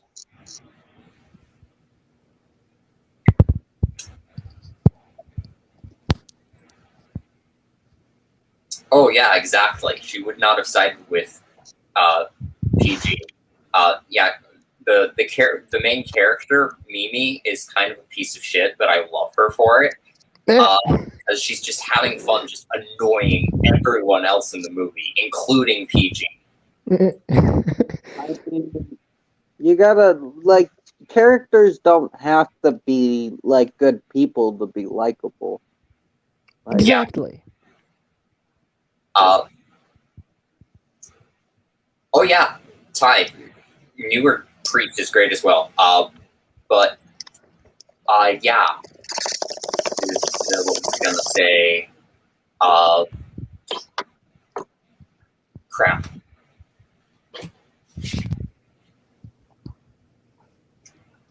Oh yeah. The director of Psycho Gorman basically said that over the course of the film, Mimi and PG kind of bond with each other over being kind of tyrannical supervillains on their own scales. PG is like literally one of the most evil beings in the universe, and Mimi is kind of like bullying her entire family into submission. So they kind of bond over that over the course of the movie. it's amazing. Yeah. Some smart shit. And I mean, I totally agree. Like, there are totally evil characters who can be still likable. Mm-hmm. You got a lot of good. You got like Patrick Bateman. You got like your Sweeney Todd. You got fucking Darth Vader. Like Even come like on. some variations of the Joker, like the animated versions of the Joker, like Oh yeah, animated dude. series, the Batman. Oh yeah. I Sup, mean, Mark? hey Mark. Yeah. Hey, Anthro. I mean, if you're talking, but if you're talking Sweeney Todd and especially the musical version of Sweeney Todd. And if you're talking Darth Vader, they have sympathetic aspects to them. The characters we're talking about right now are just lovable pieces of shit, and I would Okay, throw that's Beetlejuice fair. into that equation. Yeah, Joker, Beetlejuice. Yeah. It's impossible not to love Beetlejuice. He's a fantastic character. Yeah, even if he is, as previously mentioned, a piece of shit. Yeah. I mean, it works because he gets his comeuppance. He doesn't win. He ends up in the waiting room with a shrunken head because he's an asshole. That's Make my true. millennium. It's like that's his trademark. And it's like he's, I don't know. I think they're like a toe cutter from Mad Max. Like, he's not likable at all, but you still like him. Like, he has no redeeming quality. I wanted to Go hang on. out with that dude. Allow me to bring up Handsome Jack. Terrible person. Great villain. Still somehow likable. Because there's aspects about them we like their confidence or their loyalty or just the way they carry themselves. Or Beatles, it's funny. Exactly. Handsome Jack is the same way. Like, he's funny. He's evil. He's a genocidal maniac, but he's still, like, somehow, I don't know, charismatic in a way that, like, he's funny while he's insulting you while also trying to kill you. Mhm. While telling an anecdote about a spoon.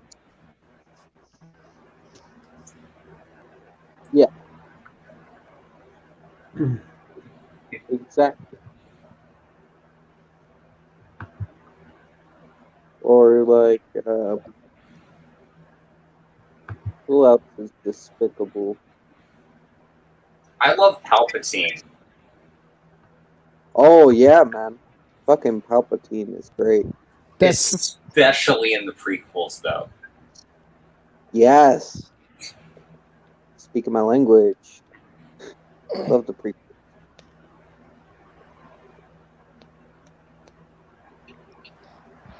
the prequels are honestly pretty good. I don't much care for Phantom Menace, but the other two I enjoy quite a bit. Yeah, for sure. I love Phantom Menace. Attack of the Clones is the weakest for me, but I still like it. And I love Revenge of the Sith. Revenge of the Sith is the best one for me. I like Attack of the Clones a little bit more than Phantom Menace, but, you know. Oh, I grew don't up. like Feminist at all. So I lean towards the other two prequels. I'm That's funny, Ty. I think of you as a jerk. What? Ty is saying he likes to think of himself as a lovable jerk. Ty embellishes 14 inches. I mean, come on. Oh, Jesus. What? And Shayna brings up a good point. Frankenfurter from Rocky Horror is technically a villain and wonderfully Yeah, lovable. Frankenfurter is definitely a villain, but you love Frankenfurter. Yeah, he's definitely a villain. He sexually assaults everyone, eats people, makes sex slaves, and murders them when they're out of control, and forces people to put on shows for him. Fuck. Sounds like But a trendy Saturday night. Think about it. If you think about lovable villains, David Bowie is supposed to be the villain of Labyrinth, but yet you identify with him. I mean, no, I identify way more with Sarah, but I get what you're saying because he's freaking David Bowie, and I I adore Jareth because of how pompous he is. Oh yeah. So But if we're talking villains and someone you could actually kind of see why they did what they did, you gotta go with Mrs. Voorhees from Friday the 13th. You totally identify with why she did not want that camp to open. That I get, and again, there's a little bit of pathos there, even though she's going after people who had nothing to do with her son's death at this point. Yeah. Yeah. yeah, she didn't even kill the people that did it. Like she never killed them. Well, not that they did it on purpose, but she didn't kill the people directly involved. Ty, proof or silence? Wait, what? What is happening? I don't know. Don't ask me. Oh, you missed a good, lovely bit of cinema last night, Anthro. Me and Trinity watched Orgy of the Dead. Oh, we God. just watched Frenchie was this. telling me I know about Orgy of the Dead, and it is something. It's something, all right. I'm thinking I'm gonna pass on that particular film. I'm not From what sure I've heard. movie or cinema is quite the right term for it, but it's. I guess you could call it art. It's not movie or cinema. Super Booby. Super Booby. Oh, for people who weren't there when we had the Orgy of the Dead conversation, Orgy of the Dead is a Ed Wood produced movie, and it's basically within the context of like a horror scenario. It is a series of mediocre strip teases. Yeah, with some light humor mixed in. Yeah.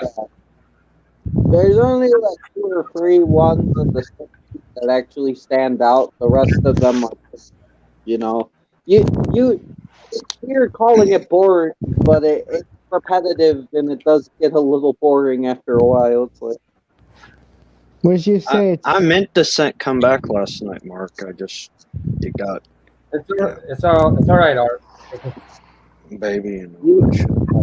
is it better or worse than Planet 9 from Outer Space? That's Plan 9 from Outer Space has a story, okay? It's a stupid story, but it's a great, entertaining story. you do not compare the two. There's no, Planet 9's on a whole other level. It makes Planet 9 look like the fucking Maltese Falcon or Citizen Kane. Yep. And I love Plan 9 anyway. I think it has some good ideas that would have been better with a better writer or bigger budget. And the same goes for Bride of the Monsters. And I think Glenn or Glenda is just a piece of Ed Wood's soul on screen, pretty much. It's a little easy, but it's him. Because it's showing his fear. I see it as this. Some people might see it as disrespectful, but it's showing how Ed Wood saw other people seeing him. Because he was a cross-dresser, so it just showed like what his fear of how people looked at him. I feel like that's how I interpret it. Glenn or Glenda, I thought was probably Ed Wood's best movie because for that time period, it really did tackle an issue. Plan 9 is one I have a lot of love for, but Bride of the Monster is the one I have the most fun with. Yeah, that one's honestly just his most solid little straight-laced monster movie. Yeah, it's one of those you can get, and again you immerse yourself in those characters, and you actually get to know each one. Even the monster, he has a story that that you actually feel for him. Oh, God. Ty's bringing up the Beast of Yucca Flats with Tor Johnson. God, don't remind me of that movie. Oh, What? Sounds like another one I should pass the on. beast of Euphrates. Yeah, it stars Tor Johnson, who is in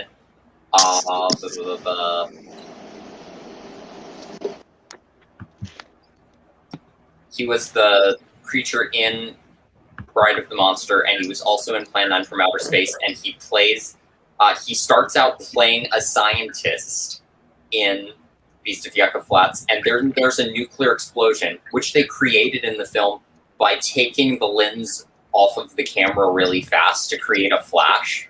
That was their nuclear explosion in the movie. And then Nice. the monster just kind of wanders around and maybe occasionally kills someone throughout the movie. It's just so boring. And they literally couldn't afford to run sound on the movie, so every time someone talks in the film, they turn their back to the camera and it's overdubbed. What the fuck?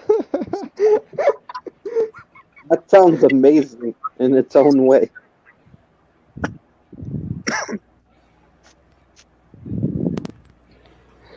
Oh boy. Shayna, if you're bugged by the dialogue cards, my friend Deacon did an edit of Nosferatu where everything's just subtly a little bit more fast-paced, a little bit cut more like a modern film. So if you're interested, I can send that to you. I'm not sure if it'll solve your problems, but it might. He also did a version of Nosferatu that's set to Fantasia, so there's that. Yeah, it was dope. Deacon's the man.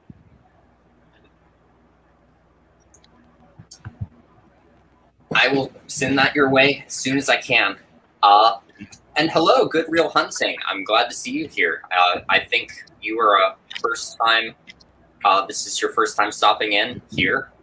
You have a great channel. If you're not subscribed to Good Real Hunting, great movie content. And I'm not expecting I'll be on here too much longer, but I'm glad just that you dropped by. I think I've heard of them. They're cool.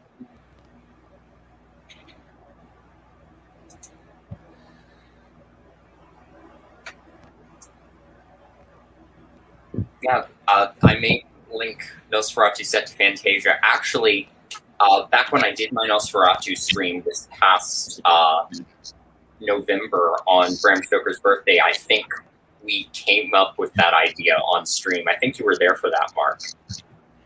I was. It was you, me, Deacon, Queenie, Trenchy, and Trashed. Was it? I don't think I was there. Maybe it wasn't Trenchy. But I know Queenie was. I remember Queenie being there. I had Queenie slated to come on, but excuse me, I almost called Queenie Sweeney, which, you know, but Queenie was supposed to be on, but Queenie was dealing with some other life stuff at the moment, so they couldn't make it. But it was you, me, Deacon, and Ross. That's right. But yeah, I remember that stream because you say Nosferatu to me anytime, and I'm like, I'm in. Yeah. I mean, it's my favorite of all time. Oh my gosh, you have a nightmare about Castle Freak and you can't separate the movie from your dream? Wow. Jesus. Which Castle Freak, the new one or the original? Because, yeah. It depends on which version, how scared I need to be for you, because Castle Freak Remake is something else. I gotta see the remake. I've only seen the original. Part of me is glad I saw that remake. There's some good stuff there. Part of me wants to bleach my eyeballs. Yeah, I've heard the same thing. People said they're split down the middle. I've seen reviews where they're like, it's good, but it's bad. And I'm like, what? What? Pretty nice production design, some really interesting kind of emphasis on kind of the Lovecraftian elements of everything, but it also is kind of just It's Lovecraftian softcore porn is what it is. Yeah. Oh god. Whereas the original was had more of the Hammer horror aspects to it. Yes, it was allegedly loosely based on Lovecraft, but really it's kind of a gothic horror film, kind of mixed with a family drama almost. Yeah, I would agree with that assessment. Yeah, I really like it. Like, it's not one of my favorites of all time, but it's one I really I can rewatch. It is quite possibly my favorite full moon movie. Subspecies 2 might give it some competition, and the first and third subspecies as well. For me, oh, go ahead, my bad. No, go on. I was just thinking about all the other full moon movies I love, but you go. I'll collect my thoughts. And like Puppet Master 4 for me, and Subspecies 1 and 2 that I finally saw too are contenders for sure. And if Dolls is full moon, that's definitely up there as well. I love Dolls. As far as the full moon movies go, I have to put Puppet Master the original up there as my favorite. Then I would have to go Subspecies the original, just because Subspecies tells such a great story. Mm-hmm.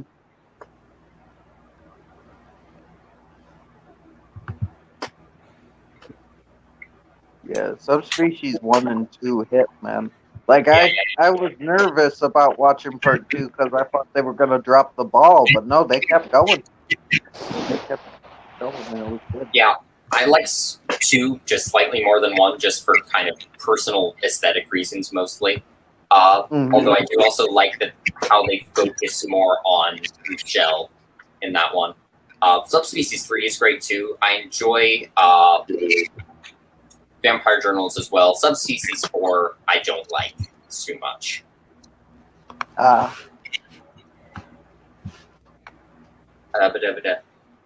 and Shayna, have you seen The Frighteners, the Peter Jackson movie? Because Jeffrey Combs is in that, and he is crazy.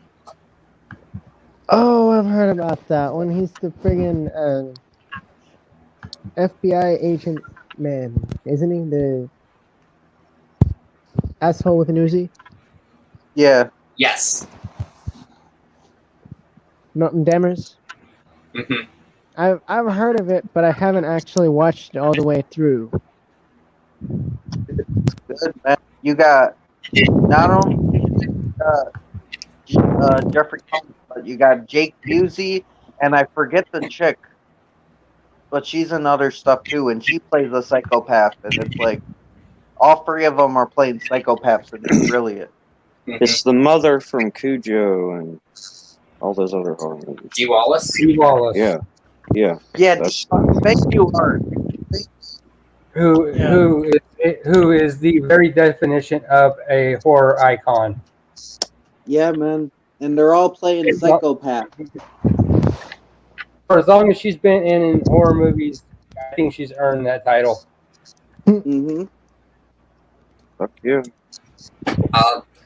Frighteners, but Fright Night is great as well. Definitely recommend both. I have fun with both movies, For sure. but Fright Night, the original, can't be touched. The only movie I know of that is better for the 80s, there's two. It's The Lost Boys and Near Dark. Valid. Yeah. And Near Dark doesn't get nowhere near the recognition that the other two do. Near Dark. Bill Paxton is brilliant, and so is Liam Neeson. Yeah. Like they're both scary in their own ways. Like Liam Neeson's like that quiet kind of controlled killer. Well, Bill Paxton is like insane and just jumping off the walls and shit. What's it called? Near Dark. Near Dark. I'll have to check it out. Wait, Liam Neeson? Yeah, I was. Yes, I I was think more- you're wrong about that, Trent. Oh, I Yeah, meant it's Lance Henriksen. Let's say, what the fuck Lance are you Henriksen. talking about? I mixed up. Whoa, man. Okay, it Hey, makes Sadie, sense now. welcome back. And yes, Lost Boys is wonderful. It is. Mm. Martin, we still gotta watch that one together. Best Yes, we soundtrack do. for an 80s movie. hmm Okay, Max, what's on our watch list so far? We've got Psycho Gorman, Psycho Gorman, Lost Boys, Lost Boys. the Fear Street movies whenever they're released. Mm-hmm. I can't remember what else, but I know we've got something else. The Things and Sledgehammer are also on there. We need to watch those weirdos. What in Sledgehammer? What was the first one? Things, the VOD Bizarro. Oh, yeah. Things. God. You're gonna watch. We're gonna do it. We're gonna do it. my favorite review of that movie ever is just a one. It's just a one sentence review that Lee from Those Horror Pals posted, and it just said that was really why.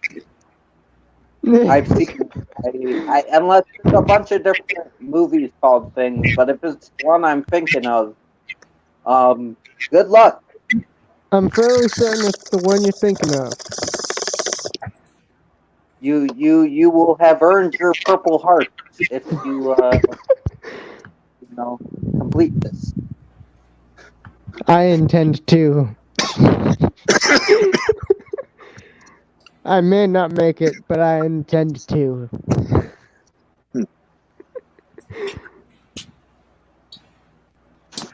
James mentions am I going to go see the new Purge movie? I've not even seen the first one, and I don't know, man. I don't know if those are for me. I mean, from what I've seen, I don't know. Who gives a fuck? I'm just playing. It's for some people, and it's not for other people. There you go. Like, honestly, I don't even think it's for me. Like, I mean, I like action in movies, but it looks like it's just, like, some... I don't know. They might be fun on some level, but I just don't have the desire to... There are a million other movies that I would rather watch. Yeah, and they're a lot better made. I mean, I don't know that because I haven't seen a single Purge movie, but you can go and watch Ed Wood's entire filmography. I mean, yeah, probably better off than watching the Purge. I'm gonna go do that. I'm gonna watch like a stupid amount of bad vampire movies. Like I'm gonna watch Three Ninjas from the 90s. As bad as Orgy of the Damned was, or Dead, I will watch Orgy of the Dead over any of the fucking Purge movies ever. I'll watch Orgy anything over the Purge. I like the Purge. The last Purge was good. I haven't seen the sequels in between, but the first Purge was kind of stupid. Everybody was like all amazed by it, but it was like really stupid. Isn't it just like some kind of slasher movie with half-assed political commentary? Kind of. It's basically just like there's a night every year where for some reason crime is legal, which is. I mean, I know the synopsis premise already. Purge and purify, release the beast. The power of purging. The power of purging. I've seen one or two of them. Fuck. There's a horrible shit. Where like they're just sitting there and they're waiting for the day to come so no one can kill anybody anymore. And then one of the people tries to kill someone and the chick slams her head down on the table and is like, "No more killing tonight! No more killing for you!" And it's like, what the fuck? Well, that's one way to diffuse the situation. No more killing for you.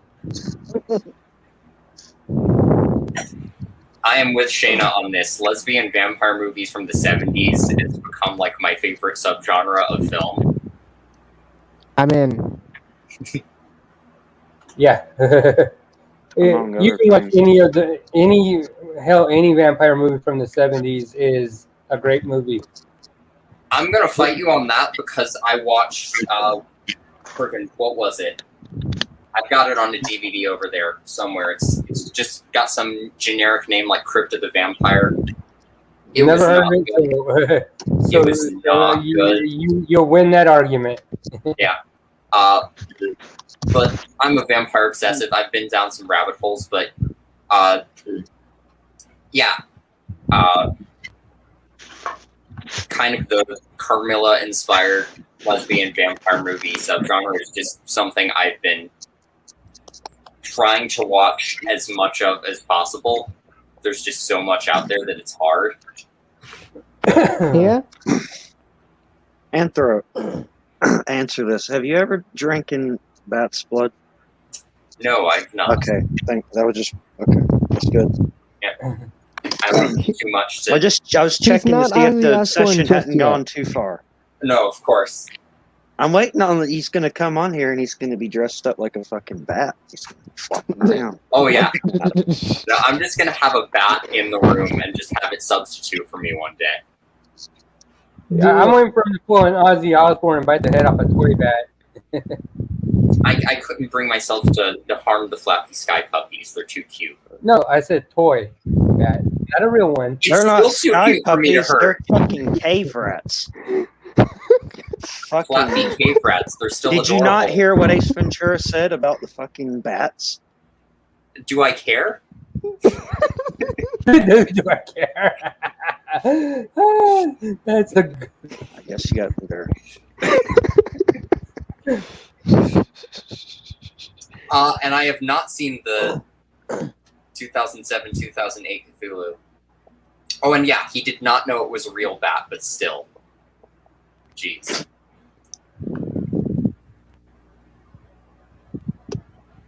And he just kept going. Good lord. Rock and roll. My favorite story in that vein is still the story where a chicken walked on stage during an Alice Cooper concert, and he threw it off of the stage because he was like, it's a bird, it has feathers, it'll fly. And he threw it into the audience. And the first row of the audience, who were in wheelchairs, by the way, tore it to pieces and threw it back up on stage. And then the headlines the next day said that he had killed the chicken on stage as part of the show. They probably thought that's what he wanted them to do. If his show was intense. Quite possibly. Fucking guillotines and shit. But then he was on Frank Zappa's record label at the time, and Zappa called him and was like, dude, did you kill a chicken and drink its blood on stage? And he was like, no. And he was like, don't tell the public. They love this. This is the best publicity we've ever had for you and ever. It could have turned out real bad. It could have turned out Alice Cooper throws live chicken at handicapped people. It's so true. And that's why they killed it, because the fucking thing was going crazy on them. They can't get away. They're in their wheelchairs. You know? Yeah. That mean- a bunch of handicapped people ripped a chicken apart is amazing. A live chicken. Don't fuck Like, with the that shit's handicapped people. crazy. Okay? It They'll is, rip you yeah, apart. that's totally valid, Shannon. To be fair, he didn't mean to kill the chicken. He was just an idiot and didn't know that chickens couldn't fly. They sort of could in Zelda. You know? Zelda's a whole other matter. Those chickens are intense. Well, Those things will freaking kill you. They will gang up on you and murder you. Yeah, Those chickens come in swarms. they're just running to a Then house. there's like get a roosters violent in chicken. real life. Those things are vicious in their own right. Yeah, Well, you don't be mean to the chicken. You just grab the chicken and use him as a little helicopter real quick. You don't slice the chicken. Exactly. You hey, chicken, may I use you to get over to there real quick? Thank you. he's lucky It the can be chicken polite. didn't murder the handicapped people.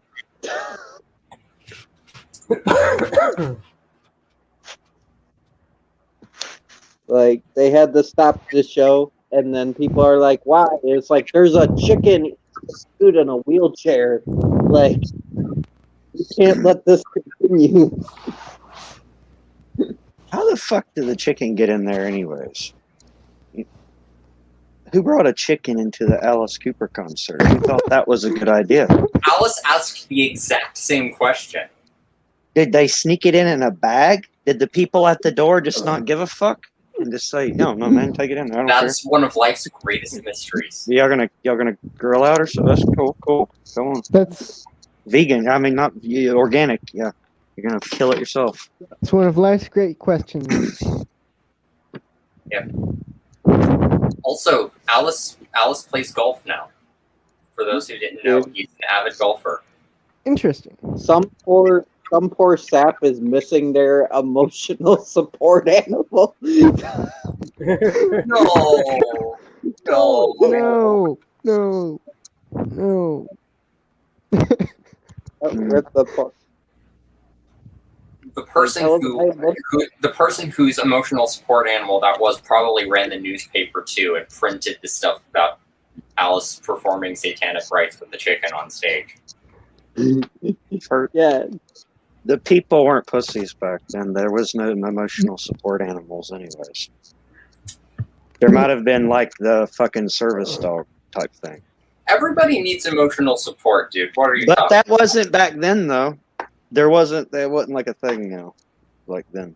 Everybody needs somebody sometimes. Yeah.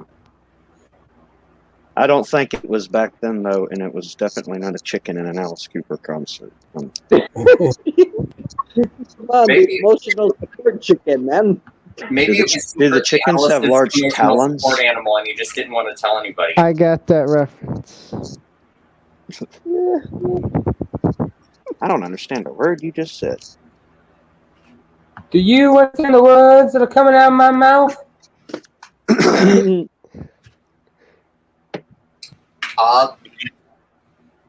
The Filthy 15, yeah. One of the. Are we talking about Wasp now? Because oh yeah, Chipper was definitely mad at him. What else was on the Filthy 15? There was everything from like Super Poppy Pop to King Diamond and Venom and stuff. Hmm.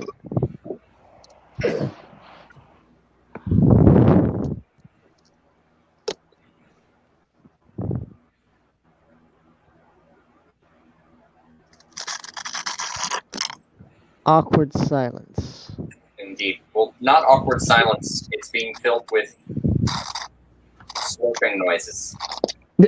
True. Oh yeah, definitely Twisted Sister. I still want to see a horror movie with. It sounds dope, and Robert. Fucking Strangeland. It sounds awesome. Oh god, I've heard that movie is. I've seen I messed up. D. Snyder's Strangeland. Strangeland. Is that another one to put on the watch list?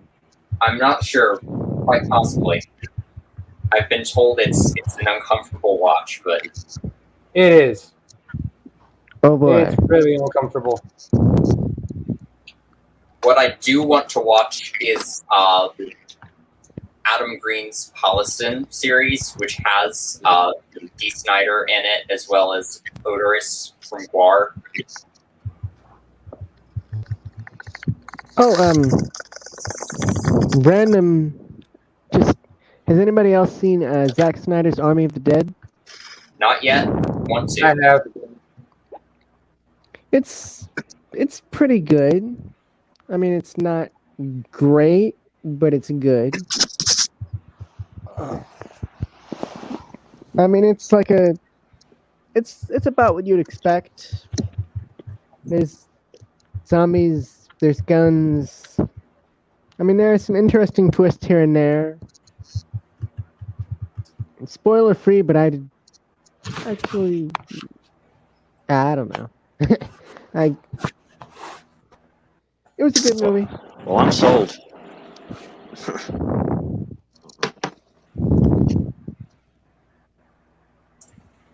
Still don't have Shudder, and I will buy it someday, but Oh, and also, sorry, what were you gonna say? there's another film It's not like a movie. It's a short film. It's only like half an hour long. It's on YouTube. It's called SCP Overlord. Hmm. It's about like one of the mobile task force groups from the SCP Foundation trying to like secure this cultist farmhouse. I won't give anything away. It's pretty neat. Supposedly like the tactics that are used, like it was there an actual army vet was brought in for like consulting and stuff. Like it's the attention to detail is spot on. It's a pretty good film. My only gripe is that it's an hour and a half too short. That's fair. And Shayna's talking about Holliston and how Tony Todd was in an episode. So I finally watched Adam Green's Hatchet for the first time recently. And the Tony Todd cameo in that movie,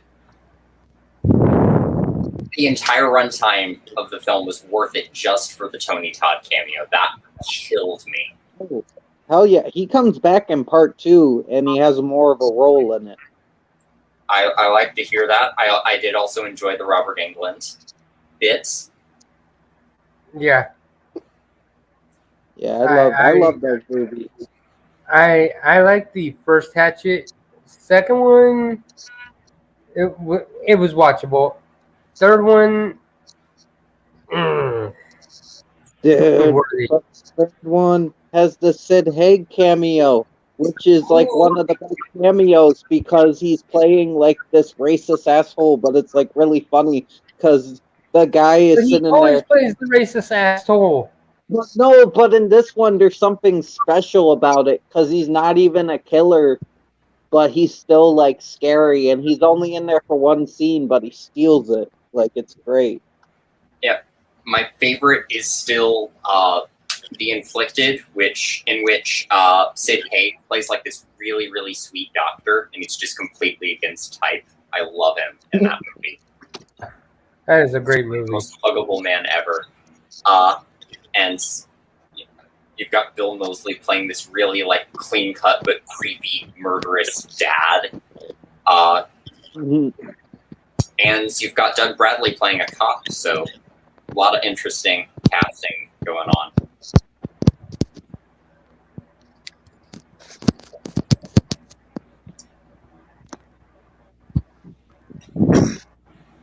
For anyone that didn't know, Ty Romulus Nyberg is Junebug Films. He's saying watch his movie. Just want to be clear about that. Yeah. I got you, you slick. Shameless self-promotion. He always phrases it like that, like he's saying, hey, go watch this person's cool movie. It's like, no, it's your movie. Yeah. Hey, y'all seen Thanksgiving 3? I've not even seen the first one, and I'm not sure if I will. Wait, what did he say? Because I heard something different. You don't want to know what I heard. Thanksgiving. Oh, 3. 3. Because apparently there's 3 of them. No, that's the thing. There's Thanksgiving, then there's Thanksgiving 3.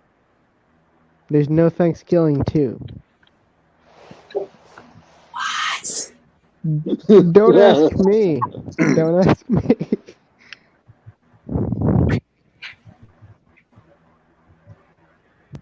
Oh, and Yeah. Jaina, Sid Haig was in Spider Baby with Lon Chaney Jr. when he was really, really young. And that one has been on the DVR forever. I still haven't checked it out yet. I gotta watch Spider Baby. Spider Baby is an amazing movie. It's a good one. Well, I'm a huge Lon Chaney fan anyway. As far as Universal Monsters go, Lon Chaney Jr. is the Wolfman. Yes. Oh, for sure. But Spider Baby was so bizarre and so different for especially for for Lon Chaney. It was. I sat there and just glued to the TV. Not taking my eyes off of it.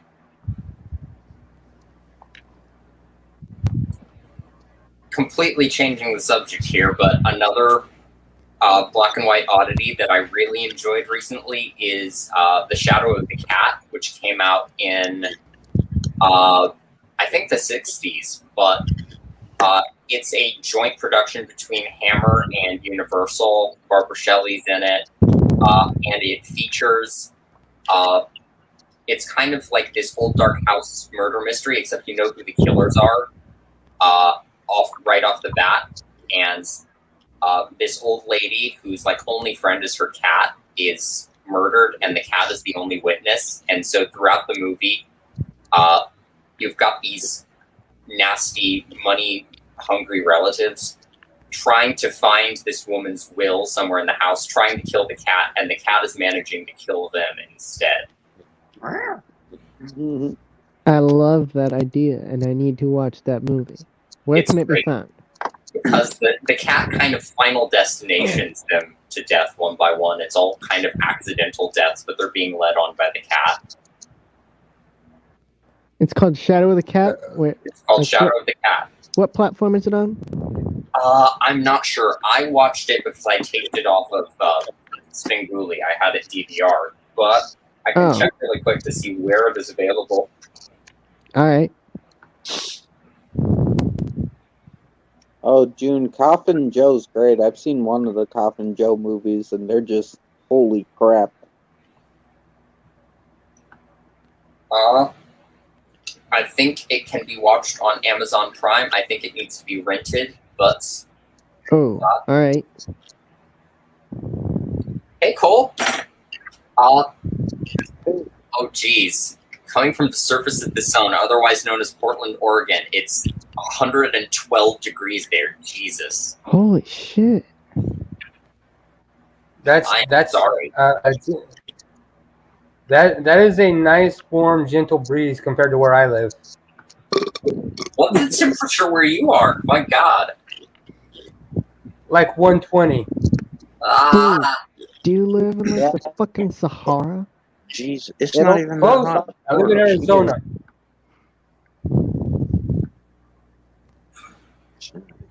Like I swear, Yeah. it never gets above 90 around here. Oh, we got in 100 sometimes. Like, and it's crazy because we'll get like below 0 in the winter, and then sometimes we'll burn to death in the summer.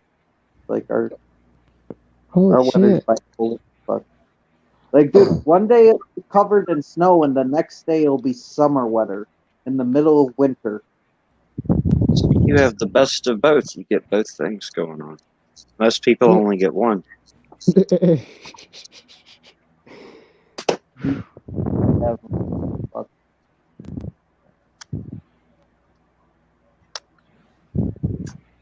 Well,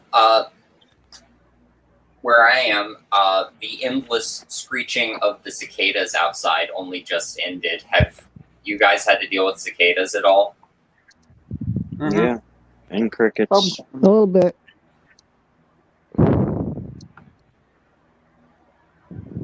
I got one tangled in my hair the other day. It was not good. No God. Ah, That can't be all. fun. Yikes. That's like a nightmare. Jesus. I mean, they're harmless, but The more it buzzes, the more Yeah. it's going to tangle up in there, and it's just fucked. Ew. I mean, they don't look harmless. They're harmless, but there's so many of them, and they're just all of the everywhere and loud, and it's, my God. Yeah.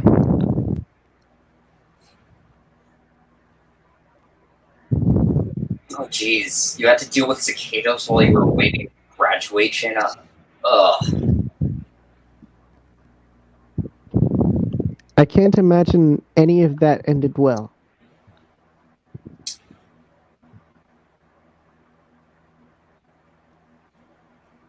Oh, you put one of their shells on your road. That's That's fashion.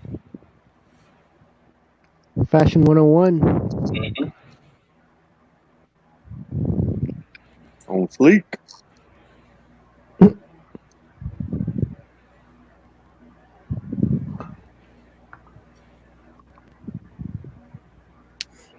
I think I may wrap this up here, guys. I'm getting tired.